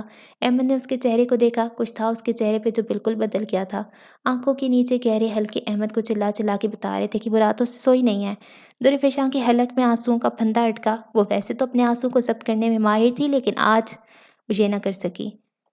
تم نے جینا عذاب کر رکھا ہے آپا، تم کیا کرتی پھر رہی ہو؟ کیوں ایسی حرکتیں کرتی ہو؟ احمد کی آنکھوں میں غصہ بھرا تھا۔ وہ ایک اور بھی جذبہ تھا جسے وہ چھپانے کی کوشش کر رہا تھا، اور وہ جذبہ خوف کا تھا، دورفشاں کو کھو جانے کا خوف۔ اس دنیا میں وہ دونوں ہی ایک دوسرے کا سہارا تھے، اور وہ جیسی بھی تھی تو اس کی اپنی بہن۔ وہ ایک مشکل کھیل کھیل رہا تھا اور اس کا اثر وہ دورے پہ نہیں پڑنے دے سکتا تھا۔ اسے بے اختیار زینت کی یاد آئی۔ وہ بھی یہی مشکل کھیل کا حصہ بن کے مار دی گئی تھی۔ وہ ایک بار پھر سے اکیلا نہیں رہ جانا چاہتا تھا۔ وہ ایک اور انسان یوں جاتے نہیں دیکھ سکتا تھا۔ دورے کا دل بالکل بھاری ہونے لگا۔ آنسو آنکھ کی سم سے بہنے کی ضد کر رہے تھے۔ اس سے بھی اپنا دل قابو نہ ہو سکا اور وہ رونے لگی۔ وہ تیزی سے احمد کی طرف بڑھی، اس کے سینے پہ سر رکھ کے پھوٹ پھوٹ کے رونے لگی۔ اپنے اندر کی طوفان کو وہ اپنے بھائی کے علاوہ کسی کے سامنے نہیں نکال سکتی تھی۔ آنکھوں سے آنسو بہہ بہہ کے احمد کی شرٹ کو بھگوتے گئے۔ احمد اس لمحے بالکل ٹھنڈا پڑ گیا۔ وہ سب پوری طرح سے اتر گیا، ہر شکوہ دور ہو گیا۔ اس نے نظر اٹھا کے دورے کو دیکھا جو کہ تکلیف سے بلک کے رو رہی تھی۔ دل کو کچھ ہوا تھا؟ میں برباد ہو گئی احمد، میری وجہ سے کسی کی جان چلی گئی، میں اپنے آپ سے آنکھیں نہیں ملا پا رہی ہوں، دورے نے بلکتے ہوئے کہا۔ احمد الجھا۔ کیا کہنا چاہ رہی ہو؟ دورفشاں نے اپنا سر اٹھایا۔ اس نے اپنے آنسو پوچھے۔ وہ احمد کے ساتھ لاؤنج کے صوفے پہ بیٹھی اسے سب کچھ بتانے لگی، شروع سے ہرر کے بارے میں، لیڈی اقتدار سے اپنی 2 ملاقاتوں کے بارے میں، اور پھر اس قتل کے بارے میں۔ احمد بس اپنا سر پکڑتے رہ گیا۔ یہ دورفشاں کیا کیا کر بیٹھی تھی یہاں؟ وہ اسے جن لوگوں سے تحفظ دینے کی کوشش کر رہا تھا، وہ انہی کے ساتھ چھپن چھپائی کھیل رہی تھی۔ دورے نے احمد کو ہلا کے رکھ دیا تھا۔ وہ دم بخود سا ہو کے بس اسے دیکھتا رہ گیا۔ وہ سا ایک بار پھر سے لوٹ آیا تھا۔ تمہارے دماغ خراب ہو چکا ہے آپا، تم پاگل کھانے چلی ہو، احمد نے غصے میں کہا۔ دورے بس روتے گئی۔ خیر جہاں تک اس قتل کی بات ہے، احمد نے اپنے آپ کو ٹھنڈا کیا، وہ تمہاری وجہ سے ہی ہوا ہے، اس لیے تم اب ان لوگوں کے ساتھ کوئی کھیل نہیں کھیلو گی، چپ چاپ اپنی سائیکالوجی پہ دھیان دو۔ اسے دورے کو ان سب روکنے کے لیے یہی بہتر طریقہ ملا۔ اسے یہی ایک ترکیب سمجھ آئی کہ شرافت سے دورفشاں اپنے آپ کو قاتل سمجھتے رہے اور احمد آرام سے اپنا حساب برابر کر لے گا۔ میں گھر نہیں بیٹھ سکتی احمد، میں ان لوگوں کو اب نہیں چھوڑ سکتی ہوں، دورفشاں نے سر نام میں ہلاتے کہا۔ احمد کے ماتھے پہ بل پڑے۔ کیوں کر رہی ہو ایسی حرکتیں آپا؟ احمد کی آواز میں بے بسی تھی۔ کیونکہ احمد، دوری کی آنکھ سے کو موٹا سانس نکلا۔ میں ان سب سے فیروز بھائی کی موت کا حساب لینا چاہتی ہوں۔ احمد کے سر میں سیٹیاں بجنے لگیں۔ درفشاں جانتی تھی، اسے جیسے اپنے کانوں پہ یقین نہ ہوا۔ میں بھی ان سب کو مرتا دیکھنا چاہتی ہوں، میں بھی ان سب کو برباد ہوتا دیکھنا چاہتی ہوں احمد، یہ وہی لوگ ہیں جو بھائی کے مجرم ہیں۔ میں یہ سب جاننے کے بعد آرام سے نہیں بیٹھ سکتی۔ وہ آنکھوں میں تپش لیے بولی۔ احمد شش تھا اسے دیکھتا رہا۔ اور تم بھی مجھے نہیں روک سکتے۔ درفشاں کا انداز اٹل سا تھا۔ وہ کھڑے ہو کے اپنے کمرے میں جانے لگی۔ احمد کا چہرہ بے تاثر ہو گیا، اس کی گردن بے اختیار جھک گئی، اس کے اندر اچانک سے ٹھہراؤ سا آ گیا۔ رکو، احمد نے کہا تو دورے الجھ کے پیچھے مڑی۔ احمد کے اندر اسے کچھ بدلا ہوا نظر آیا۔ میرے ساتھ چلو، میں تمہیں کچھ دکھانا چاہتا ہوں۔ احمد کہہ کے کھڑا ہوا، گھر سے باہر نکل گیا۔ درفشاں بس ناسمجھی سے اسے دیکھتی رہ گئی۔ اس نے گاڑی گھر سے باہر نکالی۔ درفشاں بھی احمد کے ساتھ گاڑی میں بیٹھ گئی۔ ہم کہاں جا رہے ہیں احمد؟ درفشاں کو تجسس ہوا۔ قبرستان۔ آواز بے تاثر تھی اور وجود ویران۔ درفشاں کے رونگٹے کھڑے ہونے لگے، وہ سیدھی ہو کے بیٹھ گئی۔ اس سے آگے اسے کچھ بھی پوچھا نہ گیا، وہ جیسے سب کچھ جان چکی تھی۔ احمد گاڑی چلاتے ہوئے مارگلا کی پہاڑیوں تک پہنچا۔ وہاں تو کوئی قبرستان نہیں تھا، دورے نے سوچا۔ احمد نے گاڑی سے اتر کے فلیش لائٹس نکالیں اور دورے کے ساتھ پہاڑی پہ بنے راستہ کو پھلانگنے لگا۔ انہوں نے کالے آسمان تلے پہاڑی کی اس ناہموار سطح پر چلنا شروع کیا۔ ٹھنڈی ٹھنڈی سی نم ہوائیں ان دونوں کے وجود سے ٹکراتی جو کہ ہڈیوں تک ٹھنڈا اتار رہی تھیں۔ جنگلی جانوروں کی عجیب و غریب آوازیں ماحول میں پھیلی وحشت میں اضافہ کر رہی تھیں۔ ہوا کے جھونکوں کی درخت سے ٹکرار تھی تو پتوں کی لہرانے کی آواز سارے احاطے میں گونجتی۔ دل بالکل حلق میں آ گیا تھا، ماحول میں کچھ پر اسرار سا تھا۔ درفشاں حواس باختہ سے عالم میں بس احمد کے پیچھے چلتی گئی۔ بالآخر منزل آ گئی تھی، وہی خالی میدان جس میں نہ ہونے کے برابر سبزہ تھی اور 4 درخت، درختوں کے بیچوں بیچ فیروز کی وہ تنہا قبر۔ درفشاں پھٹی ہوئی آنکھ لیے اس قبرستان کو دیکھتی گئی۔ یہ قبر کس کی تھی؟ اس کے دل میں سوال دھرایا۔ فیروز بھائی۔ احمد قبر سے کافی دور ایک درخت کے سرہانے کھڑے ہو کے بولا، آواز اب بھی بے تاثر تھی۔ اس لمحے درفشاں کو اپنے پیروں کے نیچے سے زمین سرکتی محسوس ہوئی۔ اس کی سانسیں بے ترتیب ہونے لگیں، اس کے وجود پہ کانٹے چبھنے لگے۔ وہ اس قبر تک سست روی سے قدم بڑھانے لگی، ہر ایک قدم اسے اس قبر سے قریب تر قریب کرتا گیا اور آخرکار وہ اس قبر تک پہنچ گئی۔ میں نے کوشش کی کسی طرح سے بتا دوں، اور میں جانتا ہوں کہ مجھے بہت پہلے ہی بتا دینا چاہیے تھا، اور یہ میری غلطی ہے، مجھے معاف کر دو۔ درے اس قبر کے سرہانے بیٹھ کے اس قبر کو دیکھنے لگی۔ اس نے آنکھیں بند کر لیں، ایک آنسو آنکھ سے نکلا اور گال پہ دستک دیتے ہوئے بنجر زمیں کا مہمان بنا۔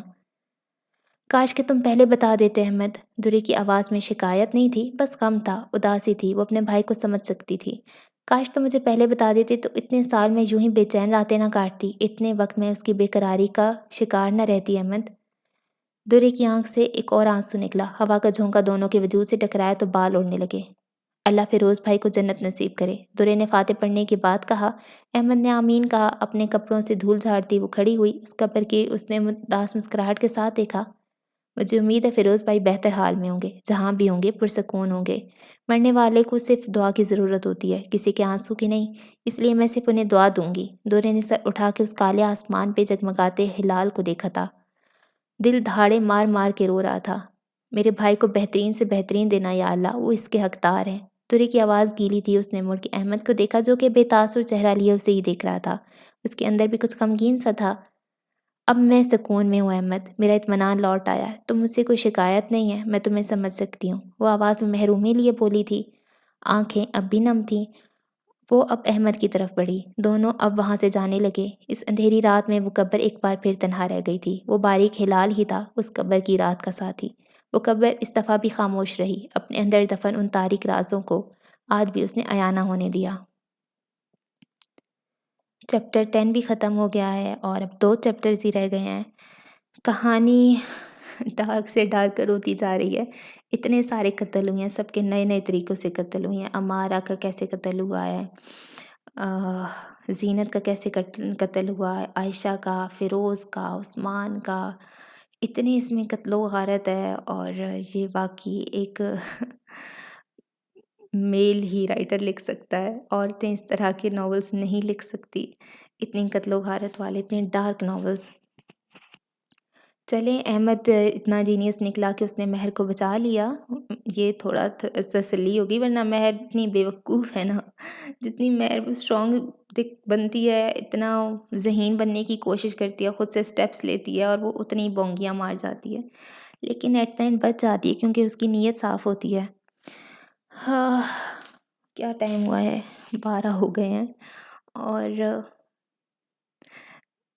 فیروز مر گیا ہے۔